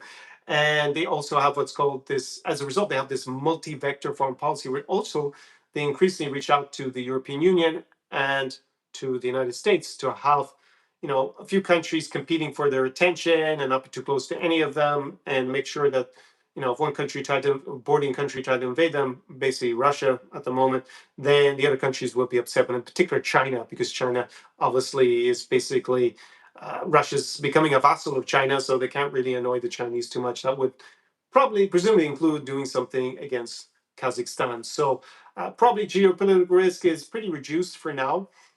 The biggest issue to have is that they're very closely connected with the Russian economy historically, and that's doing very badly.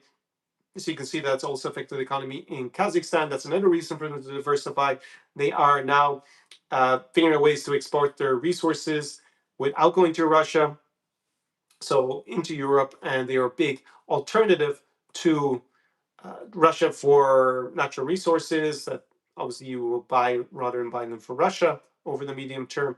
And also they're a conduit for sanctions evasion to Russia from European companies. Same with Kyrgyzstan. I think Kyrgyzstan's more guilty of that than Kazakhstan, but there's a lot of business going on. It's somewhere that's got growing international profits, just kind of being discovered also for lifestyle and travel. But it remains pretty unmolested, I would say, by the Passport Pro kind of figure. Although there was one guy with his Passport Pro, and yeah, for any of you black guys going, he definitely didn't help you with the reputation. He got into altercations with local men, and basically kind of was a little bit disrespectful about their women in one of his videos that got a lot of views there. So probably not going to help your reputation. But for the rest of us that are unaffected by that, then great place to go to. And I'm really looking forward to going back to Almaty. I was there in October, and yeah, it's still unclear when I'm going to go back, but hopefully very soon, hopefully by the autumn. So in summary, I think actually if you could write down which countries that you're most interested in, whether what I've outlined has changed your opinion, and also let me know what is your main motivator for going there. Is it investment? Is it for lifestyle? Is it for dating? Is it for some other cultural reason? Or is it just for holidays, for more long term? All that info is pretty useful for me in terms of making this content more valuable to you. Doing a quick cost of living comparison, there isn't going to be a massive difference between being in Warsaw, Riga, Vilnius, Kaunas, Tallinn and being in Western Europe, so being in Stockholm, being somewhere the same size in Western Europe, it's probably going to be a 20 or 30% difference. If you go to Moldova, it's going to be bigger. It could be half, maybe 40%, maybe around that. And yeah, 30 to 40% probably if you go to somewhere like Moldova. Or if you go to Kazakhstan or here in Ukraine, it's probably going to be half, just as a rough. People always ask, how much do I need to live per month in a certain? Can I live for $1,000? Can I live for $2,000? Listen, look at your current expenses where you are, see the cost of living differential, and then you can figure it out roughly what it's going to be. Because if you live a baller lifestyle, then you ain't living anywhere in this region for $1,000. if you're spending to live that lifestyle 15,000 euros in Munich, then maybe you live. If you come to Ukraine, it's probably going to be 6,000 to 7,000. If you go to the near Baltics, it's going to be 10,000. So it all really depends on what you're actually spending, looking for. But things are better value for money, and there's obviously a higher economic growth in general in this part of Europe versus the other part of Europe, which makes it really attractive for investment, huge business opportunities. And yeah, depends really on your risk profile. Poland's going to be a lot lower risk than Ukraine. I think everyone understands that. So, but then the upside is potentially going to be a lot higher by getting involved here. In particular, if you are involved in the agricultural industry, the defense industry, it's kind of a no-brainer to be involved with Ukraine, but also in many other services and real estate. It's really attractive if you want to take a gamble on cities close to the front lines for sure. And obviously you have to be cognizant of the the potential risk, but it's something that we can discuss if you're interested in more my advice on that in general, and all the risks. And yeah, what I'm looking at the most at the moment, obviously preparing for the reconstruction boom here in Ukraine. I've been talking about it since second half of last summer. Yeah, it's going to be absolute windfall here. It's going to be the time to be here. That's why I'm getting set up. I didn't think that, I said at the start of the year, I thought it was 50-50 that the fighting would stop for at least a while in 2026. And if it does, it'll be 80% in 2027. Stick to that assessment, even halfway through. So I'm not too late with my first mover advantage, what I've been getting set up for. But yeah, for the reconstruction, it's going to be massive here. What's really interesting is real estate, in particular in the frontline cities, I would say. Also investing in Moldova and its trajectory. Although real estate, the prices have kind of plateaued now because they've changed the law about declaring the provenance of your funds if you want to invest in real estate. They did that, I think, earlier this year or late last year. So it's kind of cooled off on the real estate market. So it could be still a good time to get in, because otherwise the price would have gone up even more in the last year. Riga, primarily as a lifestyle hub, can also be interesting for real estate investment. It's in the European Union. And yeah, it's still really attractive pricing, especially if you look at the rental yields in terms of an investment. If you've got a very long-term prospect, you're not an EU citizen, and you think, okay, I want to get that on track. It will take a long time. It's not like you just invest and then you get a passport in 6 months. It's a new passport, but you will be on that track. And although it'll probably take about 11 years and you need to learn Latvian, but you have 11 years to learn, so that shouldn't be a huge problem. But you would get a visa to be in the Schengen area. Some means you need to be tied to Latvia, as for the majority of your time throughout the year. You can't just get it and disappear somewhere else legally, because you will need to get it renewed. So they will probably look for proof at that point, potentially look for proof that you're actually in Latvia, not just using it as to go off to Bulgaria or somewhere else. Romania, yeah, I didn't discuss it so much because now they're going to have some, as I said, maybe not austerity, but definitely they're going to probably have some economic cooling because they're going to control public spending in the next few years and probably enter the Eurozone. But long term, again, very interesting. And yeah, I just think that for you guys, these are the best spots, the best bets. I gave you a little bit of an outline in this live stream and the Sunday show. Where are the best bets? What are the risk factors? What you need to think about? Just some broad strokes for this region that I cover. A bit more from the business investment side than the previous live streams, which dealt a lot more maybe with the lifestyle and dating out side of things. You can go watch those, or you can ask me in the Q&A if you have some questions about that, and where is trending and where is not so trending, and what we can expect in the second half of 2026. Let me go to the Q&A and see what questions you've had before I give you some regional updates and see who's in the house. Okay, so Joshua was here from the very beginning saying buongiorno, buonasera. And yeah, we already discussed Alina McLeod a little bit earlier. Gold King Stan says, hello, Ukrainian property sounds great. Exactly, write me a message. We obviously communicate also on my programs and also by email as a result of that. How? Joshua said, will I do World Cup watch along the live streams? Well, I should only really, Ireland are not playing. My favorite country in soccer is Italy, not playing. I've always been a fan of Gli Azzurri. I don't even have an Italian jersey anymore because they don't make the finals for so long. Who am I going to be supporting? Poland. Who else is there? Are Latvia, Lithuania, Estonia even playing? I don't think any of those three qualified. Correct me if I'm wrong. Romania should be there, right? Romania qualified, did they not? I didn't check. Moldova definitely check. You know, I used to be friendly with one of the players in the team. And actually, I interviewed the wife of a former longtime national player from Moldova. I only realized that afterwards, and she's in the last video. But now he's a politician, so actually, might be good to reach out to him and get maybe an interview. It was kind of interesting some of the stuff he was talking about when I looked up. Anyways, soccer. So who should I be following? It only seems I'm only going to be following Poland. Czechia qualified, right? Because they knocked Ireland out. But I don't really feel so inclined to support Czechia. I didn't even know I was going to be supporting. I can't obviously support England, and because that just goes against just national history, basically. What would it take for England for me to support England in soccer? It's just like I can support them in rugby if they were playing in the final and it's against the Southern Hemisphere team, because I did when they played Australia and actually won. But otherwise, the soccer is just like no, it's just a step too far for me at the moment. But I guess Scotland are there, right? And we're gonna be able to. So, who do you want me to support? Maybe some of you have said, given a few names there, who to support. I'll consider it. That's a novel idea. Gold Kingsman says Moldova sounds nice. I might visit sometime for the wine. Yes, definitely come now. Basically, it's great weather. It's a great time to be in Moldova for the nightlife as well. You got all those electronic music parties that I cover in my videos, my summer vlogs. So yeah, come live it up large in Moldova this summer. Did I grow up with cassette tape and VHS? Yes, I did. What is the best setting for a first date on a tight budget? All these kind of like uh diving down a bit, digging down a little bit on the niche. What is the best setting for a first date if you got a tight budget?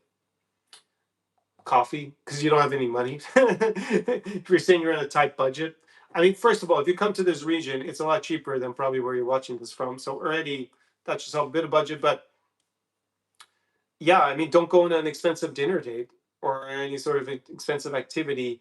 I would say the go-to is a coffee date, anyways, depending on the situation. Like if you don't, if someone just hang out to get to know them briefly, because then you can go on to a dinner date to actually make it formally a coffee date. And I spoke about a live stream. I think it was a long time ago where I had a cash flow problem in this region, and I blew off every girl who I knew was like high maintenance basically, and I only went on coffee dates. That's how I realized actually I'm more successful with these girls in terms of intimacy when I only go on the coffee dates, because I guess the girls who are really interested in the free meal, they don't come if I offer them coffee. And then I mean, getting dates is not the problem, right? So it's like screening them. So if you have a coffee date, then it was only the girls who were really enthusiastic or more enthusiastic who showed up. So yeah, just go on a coffee date, go for a walk in the park and buy an ice cream. That's what I would say if you don't have any money. But here we're normally dealing with, but anyways, you can get value out of it. I was going to say only dealing with guys who normally have their finances in order, who would never ask me that question. But just on a strategic level, it can be better to go for the coffee date. You have a lot of girls who follow these more the gold digger channels. They say never accept a coffee date because yeah, they're looking for a big investment for the guy, the experience. And I'm not saying don't ever go on a dinner date. I think just if you don't know the person very well, and there's a lot of the meal plan scam, right? The meal plan scam where they just want the free food and you got to screen all those girls because they're wasting your time basically for the free food. So it's not really interest to go on a date with them. Just going, you need to get those girls out of the funnel, basically. And girls who are actually more genuinely interested in you. And yeah, there you can screen them out because they're never going to show up if you offer a coffee date. I got off this on my original flagship program at the time, Slavic Seduction Secrets. And if you're interested in that program, write me, Conor at ConorClyne.com. I can give you access to the vault. I don't promote it very much nowadays.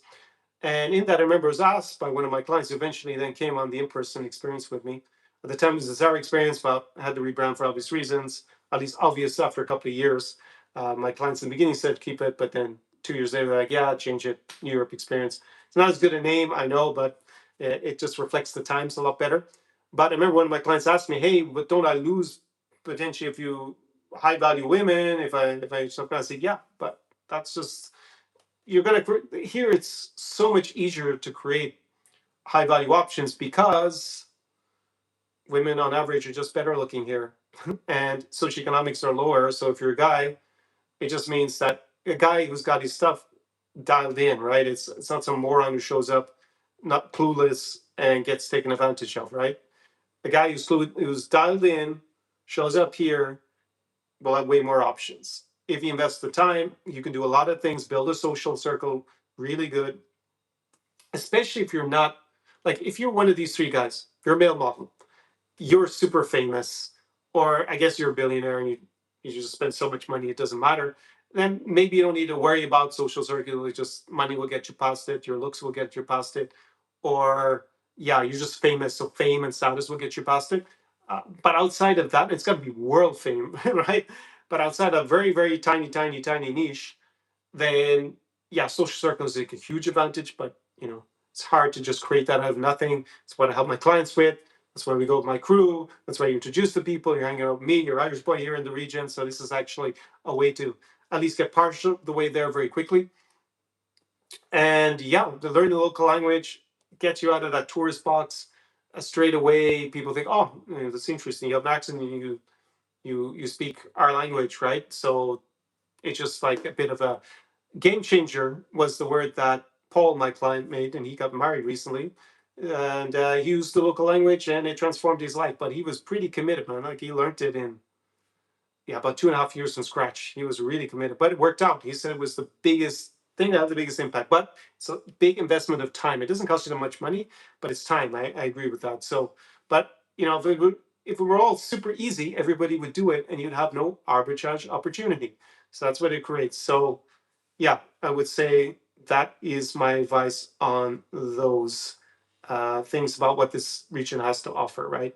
There's some of the elements. And socioeconomics, it's just that, yeah, the competition is going to be lower because women, to a certain extent, look at your socioeconomic profile. It's not purely economics, it's not purely money, but they look at your status and your money to a certain extent more than men look at women for. On average, it's called hypergamy. It's cross-cultural. It's studied. Had someone tried to deny it exists, and then he claimed, what was it in the message? I said, well, this is not giving the full context, but I said, well, if Leonardo DiCaprio shows up, I'm sure none of these girls care. And afterwards, he wrote me, Leonardo DiCaprio is world famous actor, blah blah, and he'd been denying the status was important. I was like, exactly, you just agreed with my point because he has status and it's world. That's why it kind of circumvents all the issues that he was talking about. So that is why it plays in your favor. However, there are certain issues that come up in relationships here. You used to have the scamming issue. I think it's less than it was before, but it still happens a little bit in Moldova, still happens a bit in Latvia. I don't really think it happens in Ukraine that much because, well, there's just so many police around. We have martial law, and I think scamming a foreigner, especially presumably from a friendly country, an allied country in a time of war, probably not going to be taken pretty serious by the Ukrainian authorities at the moment. So that's why, and plus, probably the scammer girls all moved to Western Europe to scam guys there, anyways, where they have a lot of, they have just an unlimited number of naive new victims, unfortunately, to try and get their money from. So I would say that, yeah, the more issues are cultural integration and getting out of that tourist box. And yeah, that takes a little bit of time unless that's what helped my clients getting around and solving that problem a lot sooner and cheaper than it would otherwise. Let me go next thing. Next comments here. Letter signed by, okay, that's a very long username. Anyone in I guess you mean Central and Eastern Europe where people wash properly using bidets per after using. Is the question whether bidets are popular? I don't think a bidet is particular. It's not so widespread here. Uh, Unusual question. I mean, they exist, but they're maybe not as widespread as they are in other countries. Gold Kingsman says, yes, some new cleaners from Almaty, nice people. Okay, yeah. Yeah, it sounds old school. I like a bidet. Not going to deny. Sabina touched the toilet. Similar to what you find in Japan is definitely better than a separate debate. Yeah, I agree. Touch the toilet. Okay, my old home has a big bidet. Great to hear. Irish Partisan says, I don't get the hate towards passport bros. If people can afford to live out their dream of working remotely from an affordable country, have a comfortable lifestyle, then good for them. Yeah, now, the issue with passport bros and why I personally don't associate it with that branding, and I realized this very quickly after it became a phenomenon. Can I say it's the majority of the content creators? Well, a lot of the content creators explicitly promote sex tourism, so that's paying for prostitution in the countries around. They say, and they promote that as a big reason to go there. So they're looking. They're you can describe them as sex tourists or sexpat, I guess, if they move long term. I would, because they're always moving around a lot of months. I would actually call them sex migrants, right? And they're at least they're open about it, I guess. And if it's not illegal in that country and it's with now, okay, I guess. But I don't want to be associated with it. So then on top of it, there has been arrests of them doing stuff that is illegal that involved children. So definitely disgusting. And okay, it's not a club where someone pays in, but they're all using that branding. They were at least one of them was one of the original people who was promoting, or in the group of the original people who made it more widespread and widely known. But in general, it's just very low brow, the whole thing. And for me, I just don't want to be. It's just not me, to be frank. So not really too interested. A lot of it is focused on everything being super cheap and the women being kind of desperate and exploiting that. So for me, it's also a bit from my ethics, it's just not very appealing. You do have one or two that were using that branding that seem to have expanded out to doing something a little bit higher level. But yeah, it's not really so widespread. Many of them got in trouble legally. A lot of them fled the countries, and then yeah, there's a lot now. There's kind of that trend of some of the content creators now have been refused entry into certain countries because they're accused of promoting sexual exploitation. There was actually, are they considered passport bros? But I guess they are. There's a guy, Mark Firestone is his name, who's using this David Bond. Because I'm aware of them because I looked at his channel back in 2019 with one of my clients, Philip, who was in my videos at the time we discussed them. Remember, Philip was not very flattering how he described him. And yeah, he was sentenced in absentia to 17 years in prison in Brazil. Obviously, he's not in Brazil, so he's not in prison. But I guess he's appealing it, so we'll wait and see. So yeah, that's not a good look. But a lot of them are getting in trouble legally for the passport broism. But it then connects into the whole dating coach thing and pickup artistry. So there's kind of this overlap.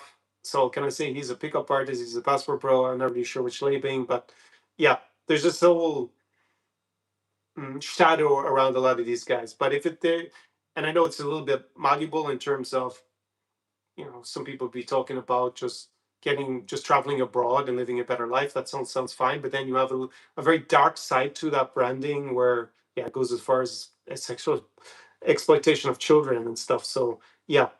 If your point is in your comment now that it's the dream of working remotely in a country where the cost of living is lower and you have more comfortable lifestyle, I mean, that obviously fits very well with also what I talk about. But unfortunately, the people who publicize that branding and actually who it seems to be appealing to a large extent, unfortunately, is more on the exploitative side. And yeah, I think that's ruined the branding pretty much. So yeah. Gold King says plus the bad reputation. That's what I'm getting at. It's a bad reputation. Like, yeah, it wouldn't be for me. Now then says the price of real estate is rising in Belarus, especially Minsk, I'm exploring buying abroad. He's also looking at Latin America, Argentina, Paraguay, Costa Rica, Nicaragua. What is pushing up the price in Belarus? Because is it Russians trying to escape? And then they're buying property in Minsk. But yeah, they might come in for a rude awakening if Russia overthrows Lukashenko and they annex it, and you're going to end up with a property in the Russian Federation. I think as a foreigner, buying real estate in Russia, like you have to look at Russian law about real estate. It's very dodgy if you are not a Russian citizen. I heard someone else trying to say, well, you come Turkish, that's a friendly country at the moment. Man, it's Russia. There's always a chance to get stolen off you if you're Russian to start off with. And especially in this, if it's in a place they annex, right? And second of all, your nationality, if you're a foreigner, makes a plausible small difference. But it's not going to be massive. The real thing is that if they designate a border region, you have to be a Russian citizen. I mean, there's going to be a period of time where you can naturalize. It's not like they just wake up one morning and change it. At least so far, they might decide to do that. But say they annex Belarus, then after a certain amount of time, they're going to say you need to be a. They're going to say everyone's Russian. They're going to make everybody Russian there. They're going to annex it, and they're going to say you need to be a Russian citizen to own property in Belarus. And then, yeah, at that stage, you're obviously eligible for conscription, mobilization, Russian army. Yeah, not a very good idea to become a Russian. It's going to cause a world of pain for you, in principle. Also, if you're a permanent resident of the Russian Federation. So you could be in Belarus, not even a Belarusian citizen, just a permanent resident, and they might convert it to permanent residency. And yeah, so that's a big risk. I mean, unless you're willing to be signed up for the Russian military. That is not, just to be clear, that is not a risk currently in Ukraine. You can be a resident here and you're not eligible for conscription. But if you're a Ukrainian man between 25 and 60, you would be. So if you're male between 25 and 60 and you're a Ukrainian citizen, then you can be mobilized. It does not mean that you will be, but you can be, and you must register.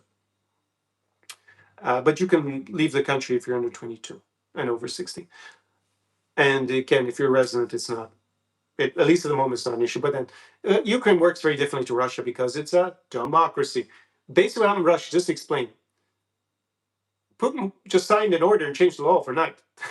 For I understand, because these moved to Russia morons, because they are morons, because they woke up and then said, oh, it's dictatorship. So the dictator just decided that, in theory, I might be eligible for conscription and sent to the front next week. Well, there goes your move to Russia business, except for those who really want to risk, like you'd have to be willing to risk being sent to fight in a foreign war, basically, if you want to become a permanent resident in Russia. I guess temporary residence for now, you're fine. But that's the thing, because it's a dictatorship, he might decide in the morning, oh, why did we exempt all the temporary residents? Because yeah, we need more manpower for the front. So boom, you got all the temporary residents been sent, or those people went on the what's effectively a defector visa, shared values, but I mean, it means defecting to the Russian Federation. So yeah, good luck with that if you do it. I guess it's poetic justice from my point of view. Joshua says Czechia did, Poland did not. Okay, not sure what you're talking about. Maybe we're talking about the soccer, but I thought Poland was playing, or did it? Is Poland in the World Cup? Poland, I think they're in the World Cup. Poland in the World Cup. Let me ask Gemini here. Oh, they missed out. Oh, they missed out. It was Sweden who knocked them out. You're right. So I don't even have Poland to cheer. So let's think of all the countries I cover. Kazakhstan not there. Ukraine not there. Poland not there. Latvia, Lithuania, Estonia, right? They're not in the World Cup, as no one's told me they are. Moldova not there. Ireland not there. Let's see. And Estonia at World Cup. Okay. Well, apparently I need to ask country by country because I've asked all three countries.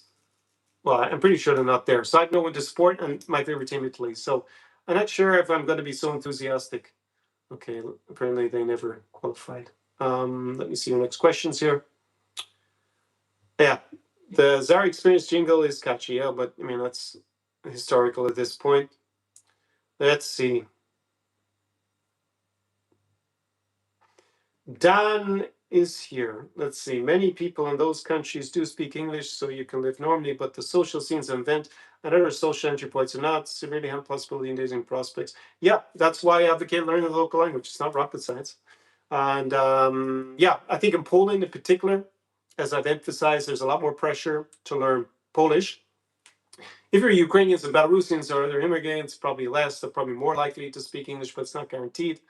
And yeah, events are going on. I mean, you emigrated to another country where English is not the official language. And yeah, so don't be surprised that there aren't a lot of events in English. It's just like yeah, you may have international events that, yeah, they want to attract people who are foreign, and the foreign speakers come in, so they're going to be in English. Like Black Sea Security Forum, they had a mixture of English and Ukrainian, and most people who go to it can't speak English, so they're in that kind of scene. Yes, you would be able to, but otherwise, yeah, that's why you learn the local language, and it's not really rocket science why. And dating prospects, it's like what Paul said, it's a game changer. You got to think about what's the arbitrage. The arbitrage is other foreigners. So down here won't learn to save his life. Apparently, he won't learn the foreign language. He won't even learn your original language, if I remember, which was your home language. I'm not sure if it was your home language, but the country you were born in, which would have been a big advantage in Warsaw amongst that particular community. But then, if you do go and learn it, you have a huge advantage over all the other guys who didn't. And very few guys learn Polish or, are going to learn whatever the language is in the region. Let's see. In Berlin, there's a global international fund. It's fashion, music, arts, creatives, media, literary, tech scenes with transplants from all over. When he says transplants, he means immigrants from all over. By default, everything is held in English. I have seen that is more common than it was 10 years ago in Berlin. You could also, at that point, if you're if that's such a big factor, then you could just be in New York or London. Berlin's a bit cheaper, but it's also going up way up in price. So yeah, because it's less alternative and bohemian than it was 20 years ago. You could just learn also German and you have access to everything. So um Connor somehow convenient. No, I don't. I emphasize learning the language. You just don't want to learn it. I mean, literally to save your life, you wouldn't learn a foreign language or any of it. So that's a barrier to entry that creates an arbitrage opportunity. Because if you learn the language, then people like Dan are just removed as competition for scarce resources, which includes, because he loves, but it's access to everything, not to just keep it purely about dating women, but Dan did mention it there. And that's what gives you the advantage in learning the local language. So King's comments about heard that Germans are heading to Austria. Yeah.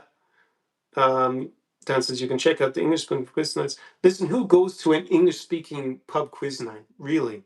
It sounds super lame. Yeah. But you're an unintegrated immigrant. So I don't know. I saw a funny meme.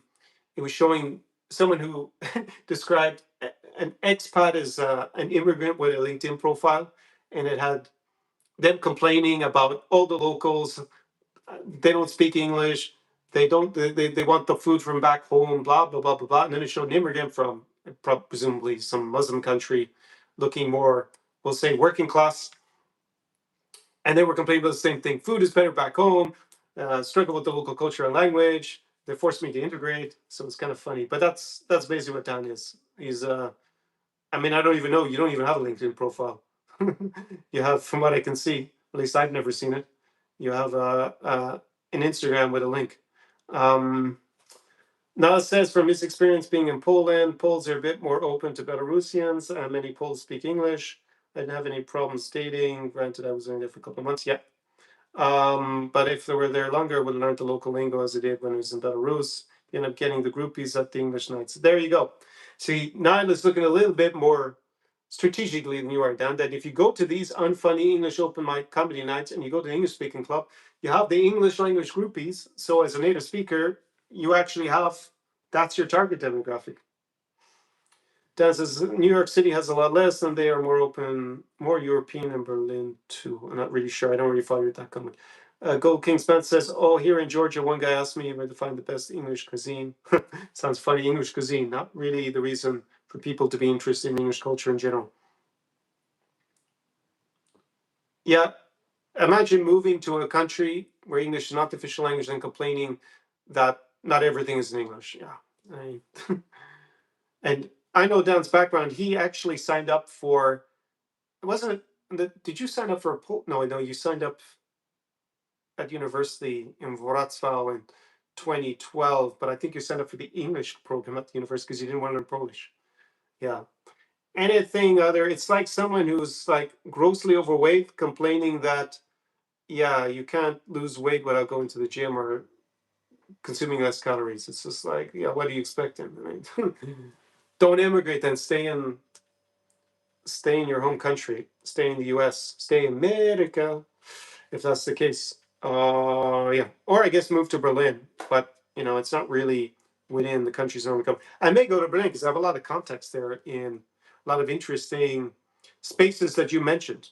But yeah, I can also speak to them in English, German, or whatever, and lots of other languages. So let me give you some regional updates that might be of interest. So you have this EU roaming area. It already includes Moldova and Ukraine.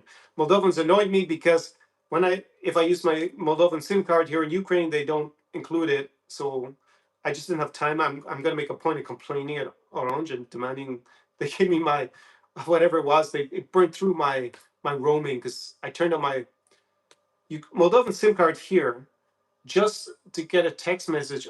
I was waiting for a text message on my Moldovan phone number, and I forgot that when I went outside and it went on the roaming on. It burned through my €5 immediately because then it stopped working. I was like, what? And it should work here. And the Ukrainian one, as soon as I go to Moldova, it works as if I'm roaming in the area. So yeah, Orange, Moldova, we're gonna have issues. When I get back to Moldova, I want my money back, my €5. So I'm gonna call buying it, you know, complain to one of your representatives. I just, being a former EU lawyer, it annoys me when these companies don't respect EU law. But anyways, the good thing is, if you have a Polish SIM card, you come to Ukraine and Moldova, it works as roaming as if you went to Ireland or somewhere else in the roaming zone. Also applies, I think, to Iceland and Liechtenstein and some other countries not in the EU. But they've started the process to extend it into the Western Balkans. So pretty soon it's also going to work in Montenegro and Albania and probably some other countries, maybe even Serbia. Let's see what comes to that, but just that's an update. Schengen, one of my clients gave me a report. He has a Schengen visa. And where did he go? He landed in Rome airport. He'd actually been on Albania, bringing up Albania. He had a very good time there. And he was there for, I think, 2 months. And yeah, now the system with this entry and exit system, he saw a flash up on the screen that it said how many days were remaining on his Schengen visa. So yeah, it's good information. If you think you're going to be able to get around the Schengen rules anymore, obviously the Polish loophole, that's all gone. I confirmed that back before Christmas. Yeah, I've gone through the Schengen border. I went to Romania, but I couldn't see what popped up on the screen. But I'm an EU citizen, so I guess it didn't say very much. Armenian elections are today. Pivotal for the region. Let me see. Oh, back in here, stand up. Let's see if there's an update on the Armenian elections. I looked. Exit polls 30 minutes ago. Okay, so we'll say the pro-EU party, which is the incumbent from the current Prime Minister, Nicole Pashinyan, they are comfortably ahead, it says. That's the exit polling.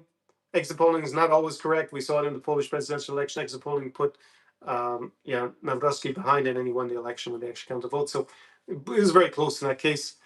Yeah, Russia has basically been threatening Armenia because in the last few years, Armenia has decided hanging out in Russia's club is not really that much fun, especially when Azerbaijan struck de jure Armenian territory and Russia did nothing about it. So it showed that being part of the CSTO is not really worth Armenia's time.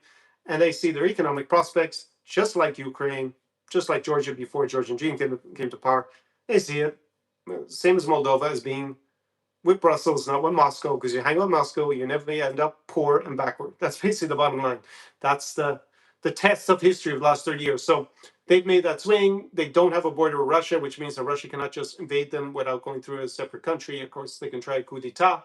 But yeah, it looks like that they're going to be very unhappy with the outcome of this election. So we may see an escalation against Armenia. Putin basically threatened them like a mobster would, saying, you got a very nice car there. Be terrible if something happened to it, like it just went up in flames. Basically, that was the tenor of his comments about Armenia, saying that some rambling on about something to do with the Ukrainian scenario, basically that they'll invade them. But you don't. He doesn't really need to articulate it for me to understand it. As geopolitical analysts of the region, we all understand it's there. But that is interesting that at least the exit polling it indicates that Armenia will be probably applying for EU membership very soon, and Russia will be increasing their pressure on them. An update: if you have Ukrainian residency, you must renew your residency by the 7th of August if you have an expired residency permit. So if you were a resident here in Ukraine before 2022, and so after that, your residency permit expired, you were exempted from having to renew it because of the war. But that exemption will end on the 7th of August. So you must renew it. Just so you know, in case that applies to you. So there are the regional updates. Very brief. Let me see if we got any interesting comments here in the meantime. Now you all seem very active. And okay, I see how many people are online. Well, you're quite an active bunch this evening for sure. But focusing more on the lifestyle, I noticed, than necessarily the business side. But some of you were interested also in the real estate. I need to scroll down. Is that the last one from Cameron? I think so. Okay, Connor, back in the day when you used to visit Belarus, did you have any specific secondary tier that would just be exciting romantically compared to Minsk? I'm getting all these dating questions. And it's interesting. Some live streams, I get people interested in different topics. So today it's about the like.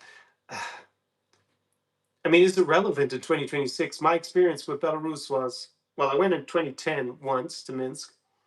I then went back in 2016, I think. I got banned for a year. Then the ban was removed. I talk about that in one of my Vodka Vodkasts. I guess I'll put up in a card down below in the description if you want to watch that. As many years ago.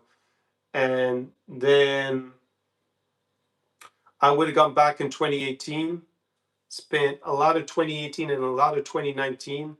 And then I was there, I think in January 2020, maybe it was early February 2020, that was the last time. So is my intel about Belarus, a country that has changed so much, tragically since. The best of Belarus has left. Hardly anyone even bothers covering it anymore in English because it's kind of irrelevant.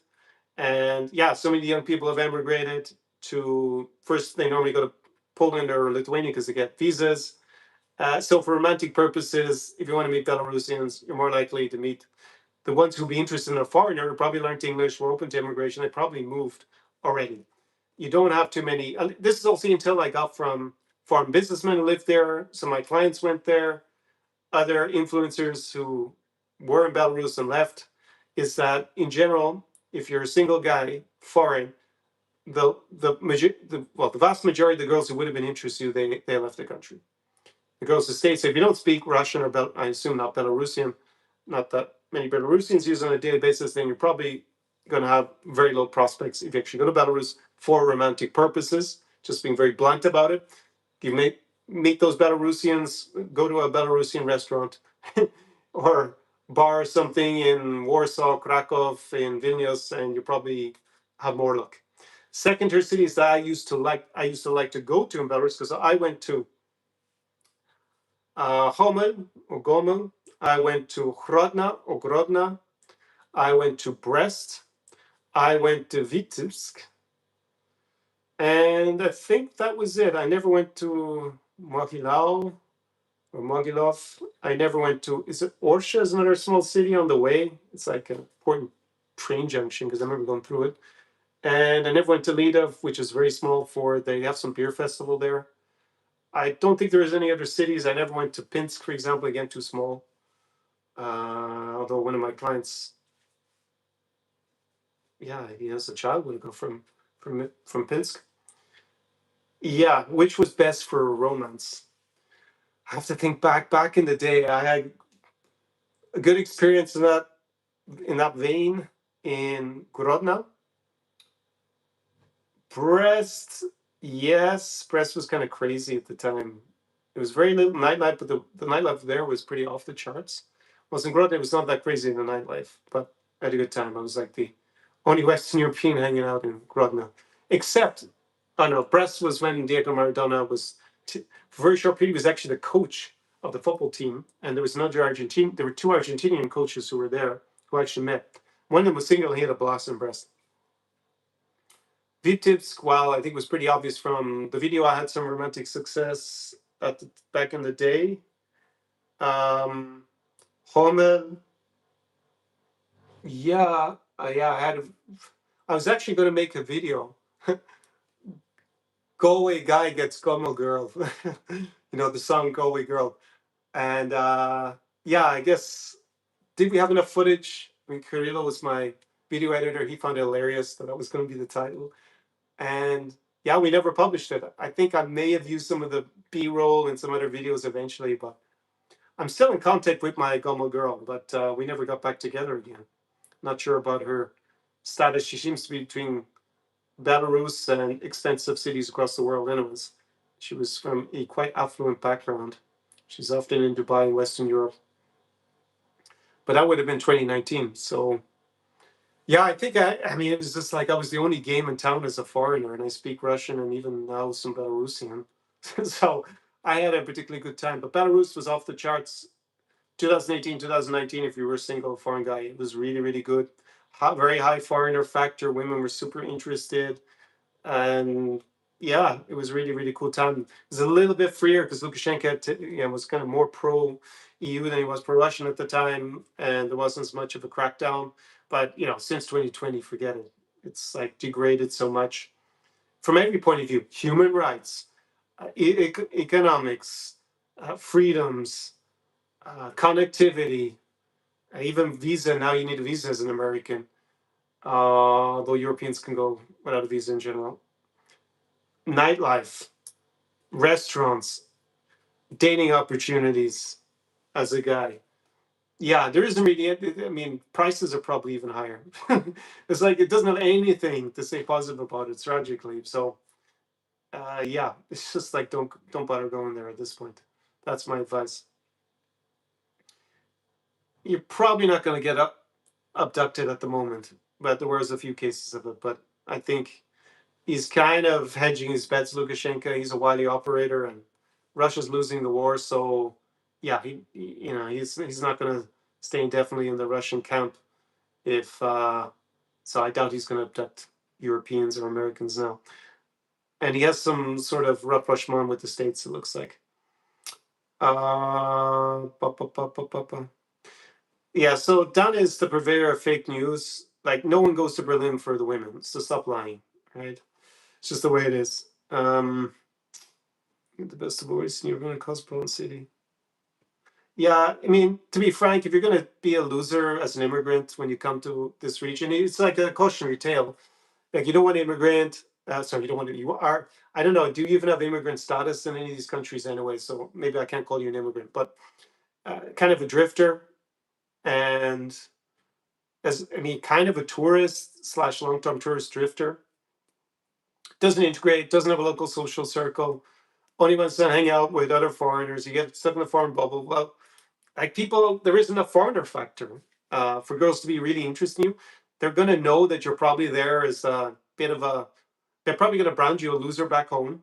That's why you came there, and yeah, you're not because they're just more suspicious, I guess, because they know there's lots of guys like you come in here with no other reason, and you're not integrated, and yeah, you could rely on English but you'd have to network in the high level social circles with your English. I think it's doable. Like Thomas Silverson, who I interview, like he's a major businessman here. He speaks English everywhere. He doesn't have a problem hanging out with interesting people, going to interesting events. Like he needs to put on the interpretation of speaking another language, meeting women, zero problem. And he's older. He's like older than you because I know you're a year older than me. I think you're 48. So it's doable. But if you're going to be a non-integrated, so it's not just the language. You can go to events in all these cities where you cannot use interpretation because they will be there, or you can speak in English, but it's going to be obviously way more limited than if you spoke the local language. I think most people are able to figure that out, right? They're not that naive. And if you are that naive, then invest in a consulting call because you definitely need me to save you a lot of time. But if you're not going to be integrated in high level circles because you're there basically as a bit of a, I don't know, a drifter, you don't really like local people, which is true. You don't like the local people anywhere. And you're not able to create a high level social circle because you really don't have much to offer in those circles, then yeah, it's not the spot for you, clearly. What else to say? But saying Berlin is full of hotties. I mean, we all know that no one goes to Berlin for the girls. Come on. That's why they don't suspect why you're reading there, because they just no one goes there for that reason. Um, but yeah, I'm more than open to going to those high level events where you can speak in English in Berlin, because I get invited to them in any case. Um, but like, who wants to go to a lame open mic? I'm just going to ignore it. I mean, this is kind of losersville. Yeah, to be frank. If lazy, nonsense, if lazy English speaking expats don't want to learn the local language, there's always the Anglophone African countries, Thailand. 100% not. You know, I just don't understand why go all the way to Berlin. Just go to London. There's lots of women from this region live in London. No one, like, everything's in English. Like, why bother? Like, the price is a little bit different. I mean, the weather's a little bit better in Berlin, but yeah, I just don't see you really been interested long term in Berlin. And I don't even know if you, I guess you need a visa, right? Because you're American. Anyways, it's not really in my purview to talk so much about Berlin. That the theme was where's to get the best opportunities in this region. So try to bring it back to something relevant to this region, please. I think we've already discussed that if you're just not going to integrate, create a social circle, and want to speak English and socialize everywhere in English, and you don't have much to offer, then yeah, probably stick to an English speaking country. But it's not said you can go to Bali, you can go to Thailand. I mean, but the issue for you is you want a white woman. That's your main motivation. So there, I mean, I guess you go to, yeah, but they need to speak English. You could go to Scandinavia. You'd probably be able to do a lot more socializing there. I'm not sure, but yeah, it's like a bit of a stupid complaint, basically. Now it says he went. Yes, he went. We did go to Gomo. It's the genesis of your channel. I had a mini relation with McLeod. Good times. Yeah, Gomo was his favorite city. Also, yeah, I already discussed in that other live stream about where a lot of the Ukrainians moved to. So there's a lot in parts of Spain, in Italy, a lot in the Baltic countries as well, New York Baltics, or the Baltics in general, because also in Scandinavia, Ireland. There you go, Dan. You should just move to Dublin. You can socialize, do everything in English because we're an English-speaking country, and it's full of Ukrainians, like so, and Poles. So you don't need to go to Berlin. And it's a city 1.3 million, affluent. You'd probably be able to get away with your shenanigans there as well. So there you go. Move to Ireland instead. But the weather's going to rain. But it's also not great in Berlin. So another good way of building a social circle is to get a job there. And yeah, medium and large country. That's what he did. Yeah, exactly. But if you're a digital drifter, the problem is that you don't really have a real reason to be there. Berlin is a hard pass for Mike there. Have met German girls as well. Never been Germany, so it's a no for me. Yeah. Where are you based? Irish. Well, in Ireland, I can answer for now.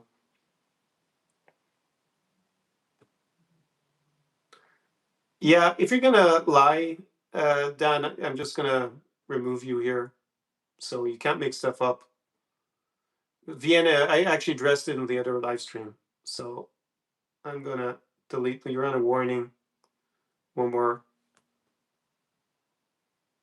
disingenuous comment, and just block you out of here. Summer tourism is underway. What are the hottest European cities right now? Yeah, let me just reemphasize that point. If you are somewhere in Western Europe and you want to play a role in the Ukrainian community, maybe you're only really interested in meeting girls. I remember that I used to live in Brussels. And when I go to Dublin, actually, with my trainee, what was his name, Lawrence, we went to Brazilian night on Sunday, and I went to Brazilian festivals in Brussels.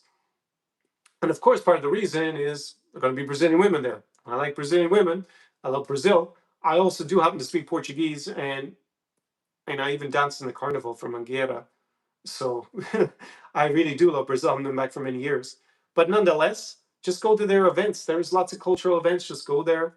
And yeah, the places where there's large diasporas of women from this region or people from this region are Vienna is number one. Berlin was up there. I don't have it in front of me. Dublin is one of the top cities. London is one of the top cities. And obviously, if you go, we're talking about in Western Europe, So those were some of the best. I think some of the Spanish cities, they weren't on the list, but like Alicante, Valencia has a good, because they're popular. Barcelona, in general, women from this region, and there's a lot of tourism there. So yeah, go to those cities as well. Berlin is also one of them. But the thing about Berlin is that the immigration is not really recent. So in the stats, it comes up quite high. But a lot of them were Russlanddeutsche or Kazakhstan Deutsche who came in the 90s. So, I mean, are they really from this region anymore? A little bit, but they've been living in Germany for a long time. Summer tourism is, let's see, Dublin is not a true global hub. You have obviously never been to my homeland. So, yeah, it's more fake news. Dublin is becoming a bigger and bigger international city. It used to have was the tech hub. I actually went to it. Is that what it's called? The biggest conference in Europe for that. But then the Irish guy moved it to Lisbon. Fair enough. But it's a big international city with massive immigration, booming business. It's not as big as Berlin. It's like a bit smaller, but to call it not an international city, yeah, that's just not true. But you've never been there, clearly. And a huge number of women from this region, people from this region. I said like Moldovans, Romanians, Poles, and Ukrainians, and then Brits are the top 5 nationalities in Ireland. But there are a lot now coming from India. So summer tourism is underway. What are the hottest European cities right now? Ozzy, we'll answer your question. European cities. So if you want to do the European tour, obviously Côte d'Azur, uh, Italian Riviera as well, all the way down to Rome, massive. You got Mykonos in Greece, you got the Greek cities anywhere the sunshine. You're gonna have Barcelona, Alicante, Valencia, all those cities going to be massive for tourism. I think another place to hit up might be Sweden, in fact, because you know, nice weather. You have Stockholm Week in Gotland, that should be around now. Amazing party. Where else would I recommend? Just Europe wide before I get to my region. I think they're the main hotspots, right? I mean, obviously, people still go to the big cities. You can go to Berlin, you can go to London, you can go to Madrid. I would say in this region, on fire, Riga. It's like go to Riga this month and next month going to be absolutely awesome. There's more and more stuff on the waterfront I see that's new, and yeah, now you have nice weather in the Baltic region, so it's the time to go. I've been there in the winter for 6 months, not quite the same experience. And what else to say? What other regions are going to be pumping in this area? Obviously, Moldova. It's time to go for the wine tours. If more adventures, come here to Odessa in the next month or so. It's going to be off the charts. The day life, the partying during the day. And yeah, if you are more risk averse, you can go to Western Ukraine, go to Lviv, Uzhhorod, and Chernostiv. Said Romanian coast. I'm not a big fan of the Romanian coast. I don't like Mamaia. I don't like was it Koshtin is the other place. I was never a big fan of them, so I just can't rate it. But a lot of people they like to go there. There's Vamaveke, also down to Bulgarian coast. So one client still swears by going to the Bulgarian coast. Again, from the photos, I was never really into it. So I'd say, yeah, go to the Black Sea, or sorry, the Baltic Sea and the Black Sea if you want to come here. But go to the Baltic Sea. Also, Gdansk in Poland gonna be also pumping at this time of year. A lot of Poles still go to Gdansk also for the summer vibe. So that's what I would say are the hottest. Oh, you asked, yes, European cities. But then, yeah, Riga, in my region, Riga, Chisinau, Warsaw is always good. I mean, it's an easy gateway into this region and yeah, basically everywhere in Ukraine. But it depends what you're looking for, Ozzy. And yeah, if you want bespoke advice, of course, go and book a consulting call down below. We'll dive into it. Gold King says back in Ireland for the first time after living in Belarus for 10 years. 2012 was a golden time in Dublin for meeting Brazilian girls. Dices and Harcourt Street was the place that used to be hopping every Tuesday night, €3 for a pint and live Brazilian music. Those were the days, back in the day, 2012. I'm thinking like my intern from being a lawyer, this was really, I might have him as an intern in 2006 or 2007. So this is obviously pretty ancient. And then the year after, he took a year off and ran a party business in Dublin. He was a top student, law student, and then he finished the year after, but he was very entrepreneurial. He was quite successful in the States afterwards. So it would have been 20, you know what? And I remember it was 2008, it was 2008 because the day after I got back, I actually quit the law firm. And in my resignation, went to the European Commission because they made me an offer on the Monday morning. So it was Sunday night in February, I think just at the beginning of February 2008. And I went to this Brazilian night, and my intern went missing. And I had a flight early in the morning. So I found him passed out in a doorway just across. I don't remember the name of the place, it's too long ago, but it was a cool Sunday night full of Brazilians. And yeah, that's a cool thing to hit up. Just hit up the Ukrainian or Polish or Belarusian equivalent wherever you are in your hometown. So bringing back memories now of Brazilian nights in Dublin. Then I got on the plane. I was too scared that I would fall asleep while waiting for the plane. I drank lots of coffee, so then I didn't even sleep on the plane. Went into work because I couldn't sleep because he went missing for hours, and I had my suitcase at his place, and I was supposed to crash at his place. Yeah, and then having not slept, managed to work all day, and then it was actually evening to send me the offer from the European Commission. So then I sent them an email, say, hey, I'll leave probably in a week or a week or two, because I'm going to start pretty soon. So then I had to have a meeting with the managing partner, and head of HR, and it was like so dead. It was like 7 p.m. in the evening, but yeah, brings back memories from when I was a lawyer. Guy that looks like Gabriel P. Okay, Gabriel. He's from Latin America. He needs a visa for Ukraine. He went to Russia last year every week. Do you think there could be grounds for getting a tourist visa denied for problems entry on the border? That sounds like something that you need bespoke advice on. So best discussed on a consulting call. It's down below. You can check it out. Off the top of my head, you should be fine, but you're going to need to get a visa. So yeah, contact me anyways. And you probably need good help when you're here. So anyways, my consulting is down below on that. True, he hasn't been to Dublin. Yeah, I already said the population of Berlin is bigger. Man, this is not really rocket science. Dan he concedes that he still loves me. He learned where he needed to be for me. Well, I'm glad that you recognize the value of my mentoring and that you don't come here anymore physically. Now it says he spent a year in Bulgaria, 2003 to 2004 for Erasmus. That's an exchange program, university exchange program in Europe, and he had a blast. He's based in Blagovgrad. At the American University, had a relationship with a French girl whose family took me in. Nice memories from over 20 years ago. I was on Erasmus in 1999, which means you must be younger than me. No, most likely.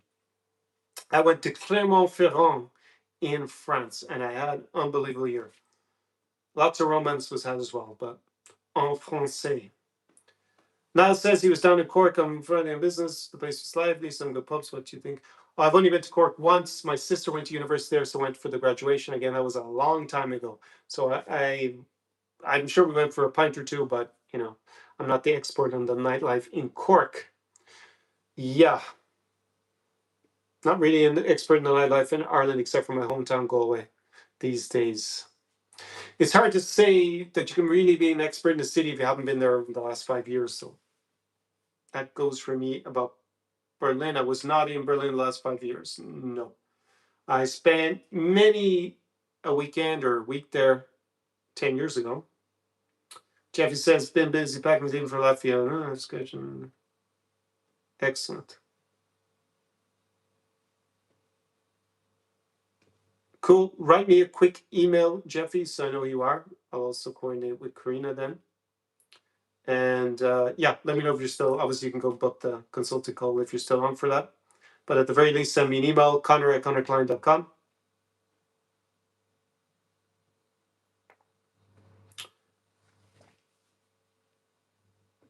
Gold Kingsman said that he met Sean Connery's stunt double when he was he was from Galway. Interesting. Never knew that. Sean Connery's stunt double from Galway. But good luck packing for the trip.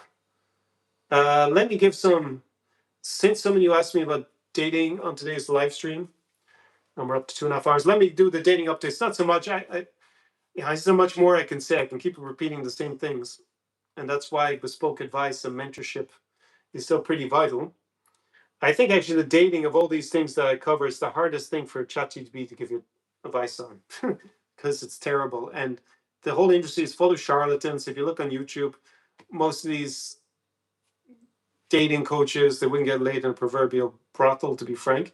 So if you're not experienced or not knowledgeable, it's so hard to figure out what's true or not. But anyways, were there certain things that I wanted to talk about? We don't really discuss the matchmaking so much. If you are interested in matchmaking, I had lots of interviews and reaction videos over the years. I have a playlist down below, Ukrainian Bride Business playlist. Go check it out if you're interested in that. Nowadays, because I still watch Antoine's channel, C'est que Humide, which is in French. I even appeared in his channel twice to give interviews. He was talking recently about he's helping men in their 70s meet women in their 50s. So that is more, data about the age demographic that industry really helps these days. I would say, and this is my personal opinion, that if you're looking to date a woman under 38, probably not for you. If you're looking to date women over 38, then it might be interesting. I know they will all claim, write me emails and messages, I matched someone who was 32, but this is rare these days. Basically, women who go there, they're near the end of the fertility window. That's when they start to go to these things in 2026, it seems.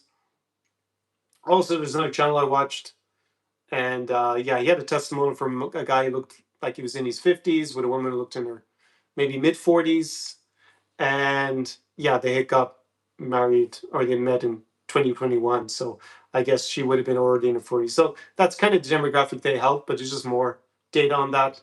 But I don't really want to refer to too much. If you're interested in that topic, again, go check out the playlist down below. I did lots of interviews with Yelena as a matchmaker there. So yeah, you can go check that out. And lots of reaction videos to the usual suspects from back in the day who seem to have abandoned. Yeah, a lot of them have pivoted to other regions. Anyways, I see something come up quite a lot with kind of the drifter dating coach type. That is, they don't understand social circle at all. They're not saying it because I think they're malevolent to try to mislead you about the value. I think they just don't understand. They don't have social circle other than their other drifter buddies where they go, and they don't meet any cool local guys and hang out with them regularly. They basically just chase girls all the time, and that's a lifestyle decision. And as a result, they don't understand the difference between a familiar and unfamiliar environment for women. So I have a video. It should be linked down below if you've never seen it.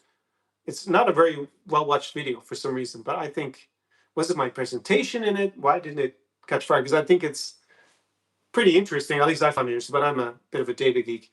So in general, women date guys very poorly on dating apps. We had some data, right? So men basically evaluate women on a bell curve. So it's all pretty standard as we'd expect. So they kind of know what a 6 is, and when they're white, they know what a 7. Most people are between a 4 and a 6. I think it's like 62% on a bell curve. So they kind of swipe accordingly, right? Or they judge the women. It wasn't that the swipe, but they judge the women. They evaluate them accordingly, according to the date. Women, on the other hand, when they look at a dating app, because it's unfamiliar guys, they date most guys as being well below average, right? So their ability to the way that they judge men if they're unfamiliar is very different to when they're in a familiar environment, where actually women do judge men over time kind of correctly on the bell curve. So the thing about, if you're using dating apps, if you're using the stuff that has cold approach, it's always going to be unfamiliar. That's the difference between having a social circle. And this is why so many relationships used to happen, at least at work, because you were familiar with the people, because you went from familiar to unfamiliar. And yeah, I think of course, again, if you're a male model, if you are a world famous celebrity, or at least a local celebrity, or you are a billionaire, you just demonstrate that you're super net worth, whatever. But then you have the issue of attracting gold diggers, of course. Then maybe this doesn't matter as much. But outside of that, then familiar to unfamiliar to familiar environments, which is facilitated by social circle quite a lot, is super valuable. It's not the only way. Of course, I can go to the cocktail bar if I hadn't done this live stream, and it rained. I was actually drinking coffee, and yeah, I was super focused on work. But I actually did socialize. I did chat to the pretty girls beside me. Her friend was DJing. It was some of these coffee rave things. Well, not really coffee raves. They're having a little bit of celebration, but it was a few people were dancing Sunday, and yeah, that's so. Of course, that can also work out, right? You just talk to strangers, right? It's obviously a lot lower investment than building a social circle and getting to know people, but over the long term, especially if you're one place, you build up your social circle and your status within that circle. Then women get to know you a lot better, and your bidding options are just going to explode. Obviously, if you only have a short amount of time, it's hard to build up the social circle. Of course, you can access mine. Love your Irish buddy with you. Even Dan there still loves me for that's one of the reasons from his trip. So yeah, that's another reason to invest in the New Europe experience. But nonetheless, I just think they don't understand it because they've never had it. So they don't understand that if you're always in an unfamiliar environment, and of course, it's one way to meet women. I'm not saying you don't meet women. Obviously, if you go to a cocktail bar, even occasionally, if you stop these girls on the street. And actually, one of them, he said that he was in Thailand, and he said to compare it to 5 years. Let me find the quote. He says it's got a lot harder and harder. Well, of course, because there's just so many more gringos. And yeah, he said that for every 15 approaches, he would get 2 dates, and now it's 1 date for every 30 approaches. He's a good looking lad. So, um, yeah, that's an indication that relying on foreigner factor is getting harder and harder in as the world becomes more globalized, social media, everything, right? There's no point in complaining about it. It's a new world we live in. You either adapt or you go obsolete. That's the rule of thumb. So yeah, I just think they don't understand the value of it. But obviously in this channel, you're all well aware of my thesis on it. Anything else that happened? Just someone had, oh yeah, I've already mentioned the passport pros and picker is getting more and more legal trouble. Uh, yeah, I think, there's obviously a big overlap between who's a dating coach and who's a passport pro. They're kind of all mixed in together, but yeah, they're getting in more and more legal trouble. Even the ones that are passport pros, but we're kind of doing that thing before the term. One guy was like he's waiting trial in Canada. Another guy was convicted in Canada. Let me think about it. Who else is involved? Then you had the convictions of one guy's Asian American, but I forget his name. I think he had a channel called Squatting Casanova back in the day, and he has another channel. I'd actually looked at it, one or two of his videos to see he was also in this trial in abstancia. In abstancia means that you weren't physically present at the trial because they were somewhere else, I guess, in the States maybe. And this guy, Mark, I'm forgetting his name, and I think it's Mark Farstone, is his real name. But he was using this Bond, what was it, David Bond, as a handle. So yeah, I think they're appealing it. But anyways, they're getting more. Then you have this Casey Redbeard guy who I interacted in the chat once or twice, or once. It was kind of funny. He told me something like, "Those white girls ain't shit," or something like that. I'm paraphrasing maybe, but it was pretty close to that because he's only into Latinas. But teach their own. Just means more of the beautiful model level beauty for us guys here who are partial to that. He got refused entry into Colombia recently. Many of these passport bros, the guy who's sexual exploitation of minors in Brazil he was tried, or he's awaiting trial, or has he been convicted? I don't remember. Then you had a few of them that fled in the light of that, which is super dodgy. They fled Brazil. So yeah, this is all going on. There's just a lot of dodgy, perverted guys that apparently are part of that whole clique. And was there anything else that came up? Yeah, there's one comment that came from a client. I had a discussion with a client about one other matchmaker. Yeah. I think if you are a woman and you're coaching men, I think it's very difficult and it's a bit dubious, to be frank, because you're not a man. I think they're not. I think it's so hard when women ask me how to get, for dating advice on how to date men. I've never been a woman. I've never tried to hook up with men. So to be frank, it's very, very hard for me to give good advice. So I think women in general should probably be coaching other women. and men should be coaching women. There's one matchmaker I referred to. I think she seems pretty good with relating to the women, and I think she will probably switch. But she's in kind of this niche. But anyways, we'll see if that happens. Um, yeah, at a certain point, she would probably make a lot more money because she's more inspiring. Thing is, the women have less money than the men. So, but I think she's just so much more inspiring to women than she is to men that she should probably quit coaching men. Um,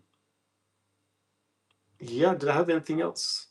One guy wrote me was talking about traditional and the definition of these traditional brides, but he's saying that now it's more about finding women who have low exposure. Basically, they're naive, and yeah, it seemed like it was a lot of girls who were over 18, but not by much, coming from a village, and that because they wouldn't have as many expectations and kind of live a more boring life. Um, I don't really see that as traditional. I just think you're looking for women who are, yeah, not very social. But then the problem is how are you going to meet those women?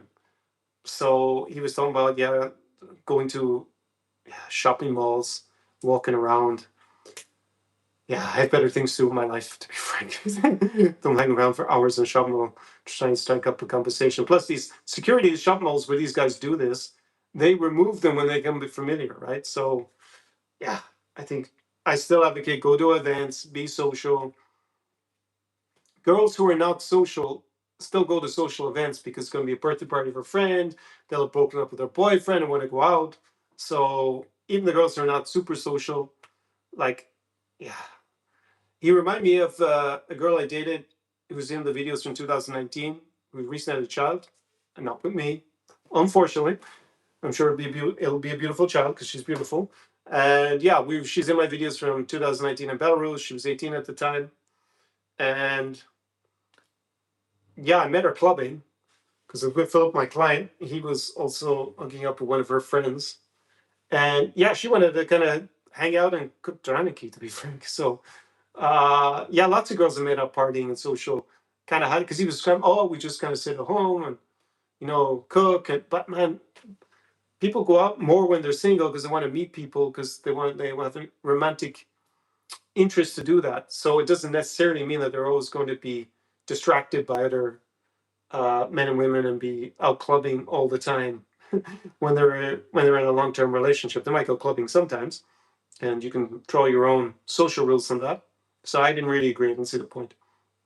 I just think you're going to meet a lot more people around social and go to events, which are going to attract interesting people, both men and women. Women you can date if you're a straight guy, and the guys you can make friends and learn, get great business contacts, and yeah, like Black Sea Security Forum. It was mainly male. I'll not exaggerate, but I did meet one very interesting for sure.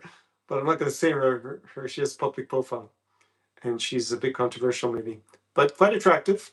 Actually, I met a few girls at this, even though it was mainly male. It's just like, and I met a lot of interesting guys for business and for networking. So yeah, be social. Um,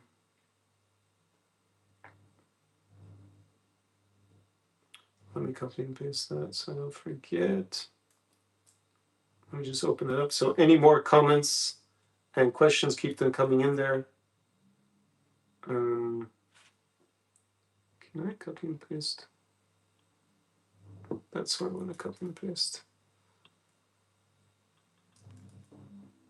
No, I am.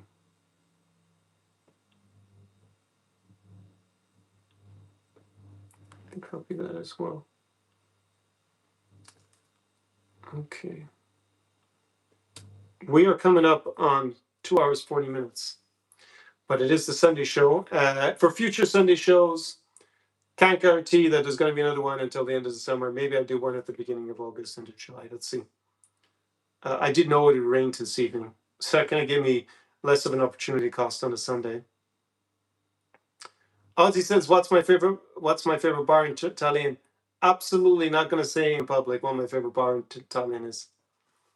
And yeah, if you want to know that, down below is the guide to the beautiful Baltics, and you will find all my favorite bars for Riga, Vilnius, Tallinn, and I think I even have Kaunas in there. So go invest in that if you want to know. I can't say it in public because that's proprietary information, and yeah, people need to invest. You're not going to figure out the best bars using ChatGPT in any of these cities. I tried it; it's terrible. So this is very valuable information. But my favorite bar that I go to, almost no tourists ever find it. It's a little bit different in the summer. It's really good outside the summer because, yeah, they have a different setup. I don't want to give away wherever it is. It shouldn't be that hard to find, but for some reason, especially outside of the summer, tourists don't find it, and it's just like always got beautiful model level beauty there. And yeah, it's really cool. I like the stuff there. You're making me want to go back to Tallinn, and I will possibly be in the Baltics in July. Till then, I'm probably going to be between here and Moldova, but let's see, things sometimes change rather quickly. So that's what I'll say. You go and purchase it down below, and then you'll know. And if you want more bespoke advice because you're going to Tallinn, you got to apply for the in-person immersion. If you want me there to help you implement everything, it's obviously the quickest way and best way. Or you can jump on a consulting call, and we'll figure out your bespoke plan. Now it says that he sees that Sunday is independent, that nearly 20,000 US citizens have already applied for Irish. No, yeah, that's a little bit of the Trump effect, I think. And you see that, I think, with every election cycle, because you get a different US president, it's become more polarized. That Trump supporters wanted to leave, I guess, when Biden was president. Now Biden supporters want to leave for Harris. I don't, was anyone really supporting Harris? So I think this was really Biden supporters. Yeah, they now, when it comes, Irish citizenship pretty good. Immigration to Western Europe is way up for Americans since Trump became president. And I think it's only a matter of time that more Americans want to come to this region. We have Jeffy, who's on his way to Riga next week.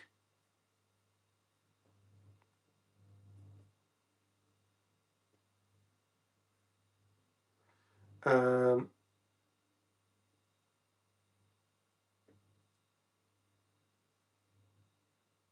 okay, Dan says he has many bros. I don't know if he means passport bros or just friends. Cold approaching girls, and they say it's great because the girls are friendly, but the harsh reality comes in. Yeah, Poles are maybe polite to them and give them their contact to get rid of them, but yeah, you don't really have a lot of ghosting and fling, yeah, because you have no status.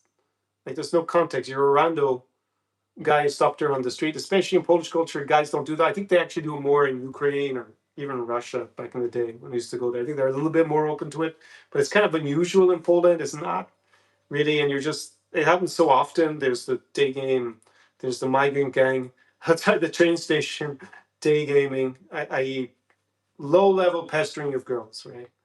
Minor public nuisance. It's low value as behavior. That's my opinion. I did a social experiment back in the day. I did that video in 2019 in St. Petersburg. Yeah, it was interesting to do once. Like one girl was a solid lead out of it. I thought, okay, I did 5 approaches in English, 5 in Russian. But yeah, at the end of the day, I never did it myself afterwards. It's just like I don't need to. I could just go to events. I'm at the cafe, and I don't mean something like you're saying you shouldn't cold approach. You should speak to strangers, but walking around the shopping mall, just deliberately trying to stalk women or outside the train station, it's creepy behavior. It's a lot of time. Even I see a lot of these dating coaches, a lot of them used to profess um, to do day game back in the day because I guess they made money out of teaching it. Now a lot of them even mock day gamers because they said it takes so much time to do and it's so inefficient. And yeah, you can be what I like to do. I pick a cafe. I mean, this is only my Slavic Seduction Secrets program. So if you want access to stuff in the vault, you have a nice price if you write me, ConorClyne.com, and I'll send you the payment link. As I described in great detail there, the type of cafe you should and where you should sit in it. And I'm working, I'm doing my stuff, but if a very attractive girl sits beside me, and I think, okay, interesting. And there's, I just have to think of a way to open, not very hard, and boom. The only thing is, the only real issue there is whether they're single or not. That's the biggest constraint. But you have that if we're walking on the street. So I don't need to walk around the streets all day. I'm working on stuff. Another way is to meet girls at the gym, especially if you're in shape. I'm not exactly a gym bro, but so many girls are friendly to me at the gym. I meet lots of guys there as well because I go most days for the last year, basically. We're kind of halfway through my physical transformation. Yeah, I'm not sure if you're seeing the results compared to 3 months ago, but slowly but surely. And yeah, my point is outside of that niche of gym rat girl, which is actually a good fit with a gym rat guy, right? So if you're always in the gym and you're hugely muscular, then since you spend so much time in the gym and it's so important, it's probably good to date someone who has a similar lifestyle. But outside that niche, yeah, me putting on more muscle will not make a massive difference in my perceived value at this point. Yeah, I'd be surprised if it's even another quarter point out of 10, to be frank. More important, status, make more money. Maybe even a little bit of looks maxing in my case. Maybe I need to finish up improving my teeth because that's a minus. But I'll get them whitened again this summer. Then I think I'm done with the whitening because I have veneers here. So it's annoying as hell if you have veneers. I you veneer your entire mouth and you get it changed in out every 10, 15 years. Or I got to whiten it the rest of my teeth down to and get all the work done to the exact shade I want. And then I can go and buy the new veneers because I got my veneers done when I was in Germany. Would have been 2011, second half of 2011. So yeah, coming up in 15 years. They're pretty good. And my first veneers lasted 20 years that I've done in Ireland. So now that I am on camera, I need my teeth to be whiter because anyways, long story. It's pretty personal and probably irrelevant to most of you, but I got my teeth got stained by a drug when I was 4 years of age. And yeah, so I had this discoloration or discoloration. And yeah, nothing was done when I was younger. It was just aesthetic. Terrible idea. But I guess dentistry back in the day was pretty primitive compared to the now. So now we've a lot more options. But my dad, in all fairness, he invested in veneers because I also had a chipped tooth here. But unfortunately, the color was the same discolored. Then when I got in Germany, I had my teeth whitened, but I didn't realize, think like, because there's already a big difference. It went from yellow to just like off white. And if I'd known I was going to be on YouTube and filming myself, I would have gotten done way wider at the time, and veneers way wider. So, yeah, now I'm getting them whitened again, and yeah, I want them to be not super. But the thing is, like the Hollywood smile just gets more and more like widespread. That having it is on camera has less and less of a over effect, I think. But yeah, I wanted to just be one more shade whiter, and then I'm gonna get the veneers done. So we'll be, probably another quarter to half point out of 10, and yeah, a little bit more. Yeah, I've been thinking of because I've changed my body and then a bit of a new style. I'm gonna invest in. I think I'm gonna do that already. I'm not gonna change that much, and yeah, then maybe I'll be doing looks maxing as I get older with Botox and stuff. I've never done any of that. Again, it would make a small difference. I just don't think it's really. I think as a guy in your 40s, your status, social circles connected to that, your wealth, obviously going to be like a force multiplier. But you don't want to be leading with your money because then you attract the gold diggers. That's the trap. Gold Kingsman says only one teeth chipped from drinking sparkling water without straw. Oh, ouch.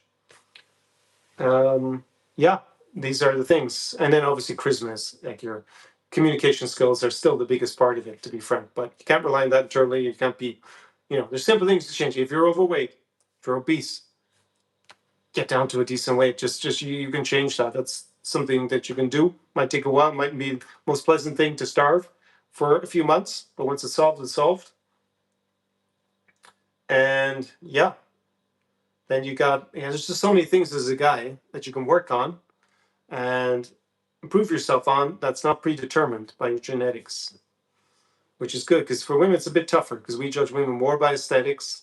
So I know they can invest a lot into their appearance. That's why women invest more in appearance than men do on average. But yeah, it's genetics play at least. Do we get? Yeah, being intelligent as a guy is more important than for women. Let's also be frank about it. It is what it is. Men don't value it as much, on average, as women do. So we value aesthetics. Is she going to produce healthy children? That's really the reptilian brain kicking in. Yeah. Any other comments or questions? We're coming up to the is it the 3 hour mark? So I would be cool with wrapping it up pretty soon. Do we have an update on the Armenian elections? Let me put in results. Still in the election polls. Electronic voting released. They have a big picture of the incumbent prime minister who's pro-EU, just to simplify for everybody. It looks like they have a big lead. But it's a tiny sample. Electronic voting was was eligible for 537 citizens, of which 410 participated. 22 invalid ballots, so I guess we got less than 400 votes were valid, and the incumbent party won 330 of those, but that's too small a sample to be of any value. Anyways, any final questions and comments? I think I've gone through everything. This has been the Sunday show with me, Conor Clyne. You have a few options if you would like to go deeper on these topics and get your bespoke strategy with me. But first of all, if you want to know where the best cocktail bars are in Tallinn or anywhere in the Baltics, then you got that guide down below that you can go invest in straight away.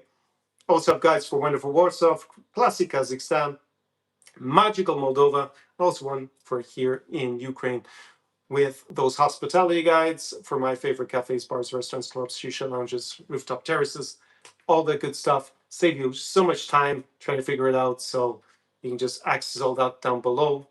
And yeah, if you want, jump in a consulting call. I think that's the best way for me to help a lot of you.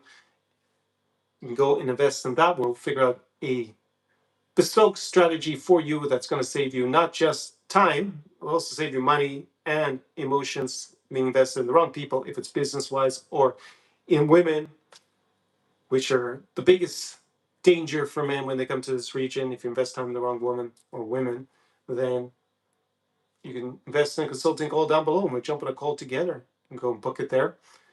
And yeah, the in-person experience, that's the other way that I help people with the New Europe experience, where we implement everything with me as your personal mentor in person. It's obviously the best way to do things. And it is by application only, because not everybody's a good fit. In fact, 90% of people are not a good fit when I look at the applications. And yeah, you can go to the link, learn more about it below and apply. So if you are interested in Ukraine, then come. Well, first of all, you should come. And second of all, you should apply tonight, basically, or at least next 24 hours, if you want to avail of the special summer 2026 Ukraine program. And I would say that if you are concerned about safety in coming to Ukraine, you can double check the stats yourself. But basically, it's not really statistically dangerous to be here. It's more the psychological impact, because you're going to have air alerts if you come to Odessa. You're going to hear the air defense, though it's not as noisy as it used to be, because these interceptor drones are not as noisy as the munitions that strafe the skyline.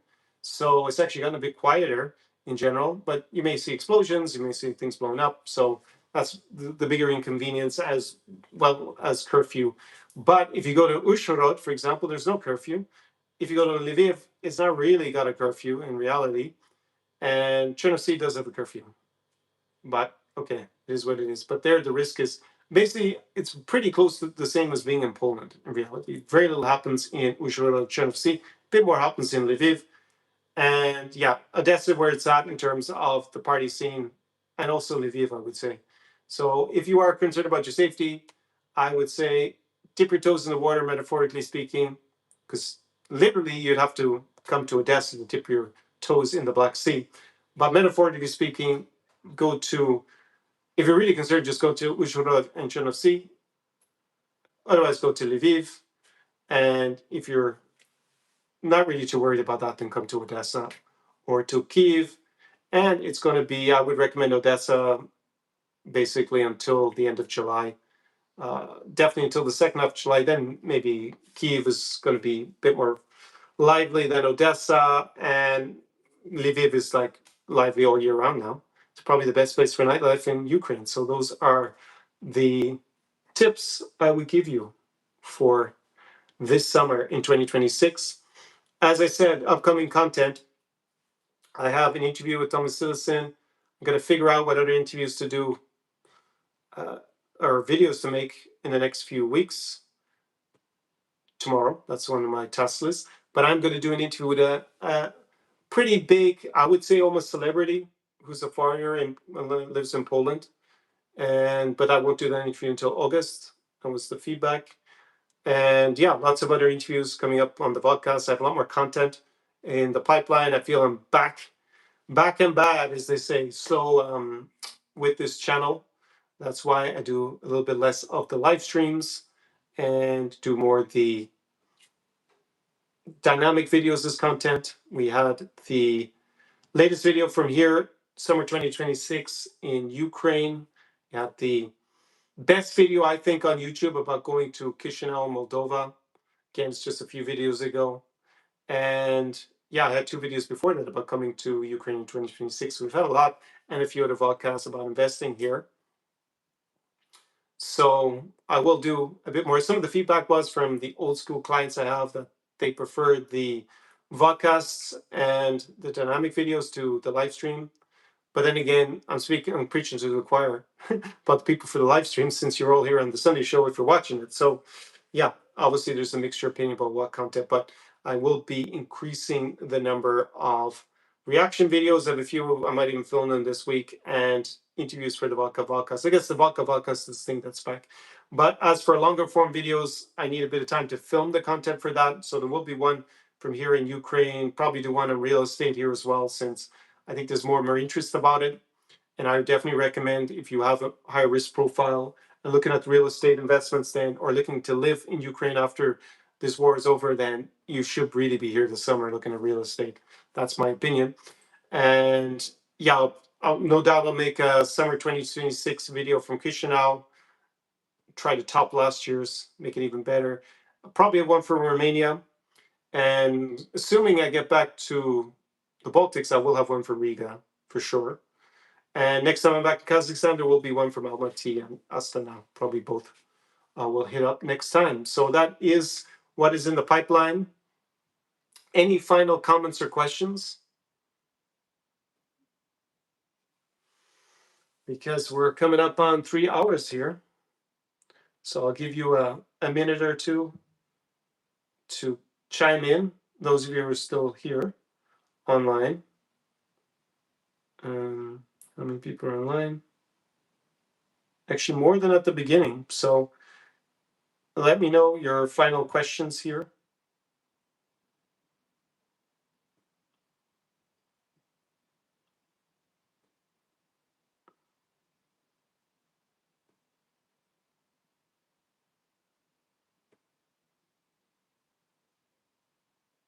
Okay, I see Jeffy has reached out to me by email. Very good. So we'll coordinate there. But interesting, he's retired. He wants to make sure his kids like Latvia. So interesting that I've inspired someone to go to the New York Baltics. Exciting stuff. And not just for the dating scene, but also for the lifestyle. Any final comments or questions? I see it's now midnight here, local time. In Odesa, Mama. Europe's greatest summer city. I think that was the title of one of my vlogs from probably 7 years ago.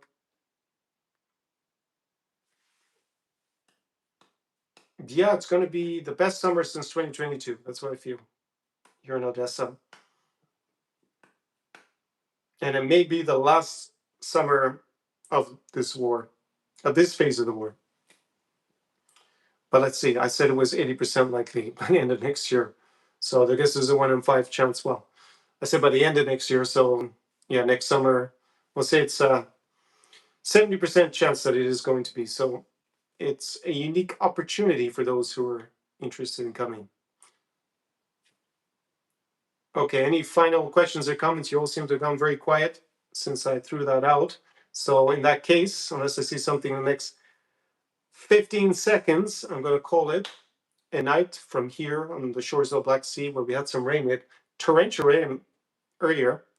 I just about got out of it. I met this friend, this couple who are Ukrainian, who I actually met in Chisinau last summer on the street. So we chatted, and then we actually realized it was going to rain, so we stopped talking. I just about made it home. I got a little bit wet, but nothing too serious. And yeah, interesting people I meet at my favorite cafe in Chisinau. It's always a good place. Normally, I would go there on a Sunday and just chill and have a coffee. So let's make a lot of people, sometimes they get objections about going to bars and clubs. It's just like they corral women who are more likely to be single in an atmosphere where there's music and other stimuli like alcohol. So it's just a place where people are very open to meeting new people, especially if they're single. And yeah, if you know the right places, you just have a concentration of more attractive women. So it just makes sense. Yeah, but you can meet people anywhere where you can be social, basically. But meeting in real life is the way to go, especially if you want to meet attractive people, right? So men and women. If you want to meet attractive women, dating apps are very low probability. So you need to really need to meet them in real life. And there's just many ways to do that. One of the highest value ones over the long term is creating a powerful social circle. Of course, you need to work on your own perceived values. So your charisma, your style, your fitness, your appearance in general, your finances, because being destitute is pretty hard to date. Even more so, I think, in this region. I think you'd be more likely to be accommodated for that in Western Europe and North America. And yeah, I guess tied in is your status, but that's there's a little bit of an interplay between your finances, your money, your status, and yeah, your social circle you're able to enter in general, and your appearance, because it takes a little bit of money as well. So by and large, this is what makes up our perceived value. And yeah, you can work on all of it.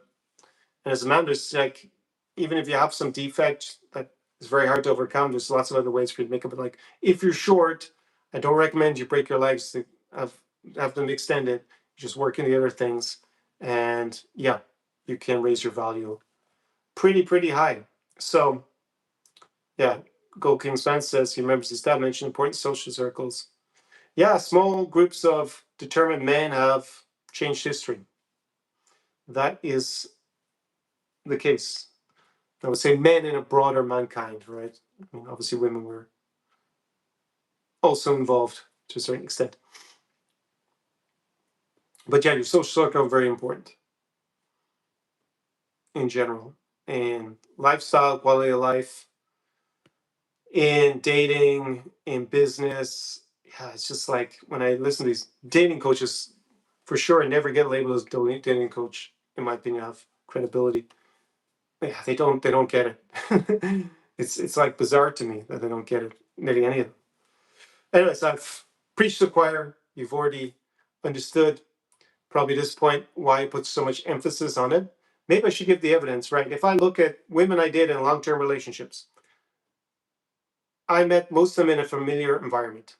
So it might have been necessarily social circle because I also met girls at university, for example, or at work quite often. And we're talking long-term relationships. Obviously, you have lots of flings as well in all of them. But yeah, I think in jail I effectively met through social circle. Yeah. Um, let's see, Polish girlfriend before that at an event, Romanian girlfriend before that. I'm talking about only long-term girlfriends. Met through work. Before that, met through work. Before that, met through university. Before that, I think it was through university, but maybe social circle. Maybe I met her in a bar. I think I met her in a bar when I was at university, and it was not a university bar. So we'll say there I met in a bar. Before that, I'd have to think about it. I think bar. But yeah, you see that social familiar environment was the main way at the end of the day. But I also had shorter relationships, and I think the biggest limitation for me is like when I was moving constantly, very hard to maintain a serious relationship once you're going to a new place, because obviously you're away from the person, it's been a long distance, and you just have new stimuli without that person around all the time. So that can make pretty difficult to make a commitment to one person. Anyways, If I don't see a new comment, I'll give it 10 seconds. Otherwise, I call it an evening. And yeah, I wish you a very pleasant time. Harna večera from Odesa, Mama, in New Europe, in free Ukraine. Yeah, it's kind of going to be odd to think that this war could end pretty soon after becoming the new normal here. But I'm pretty optimistic. It's clearly trending in Ukraine's favor. Everybody who seems halfway clued in can see that. Even I'm seeing some of the MAGA who've been super against Ukraine suddenly switching camp. So I think they realize which way the wind is blowing as well. And yeah, hope to see you. Maybe not in person, only if you're on the in-person experience, but to see your stories, drop me a message. In any case, if you do come here to New Europe, you come to countries that cover where it's Kazakhstan, Romania, Moldova, Latvia, Lithuania, Estonia, Poland, or here in Ukraine. And I will bid you a great evening and see you very soon. And of course, Slava Ukraini and Slava Novi Evropi. How about that? Glory to New Europe. Ciao, ciao from Odessa on this summer's evening in June 2026. That was your opportunity report on the Sunday show. Ciao, ciao.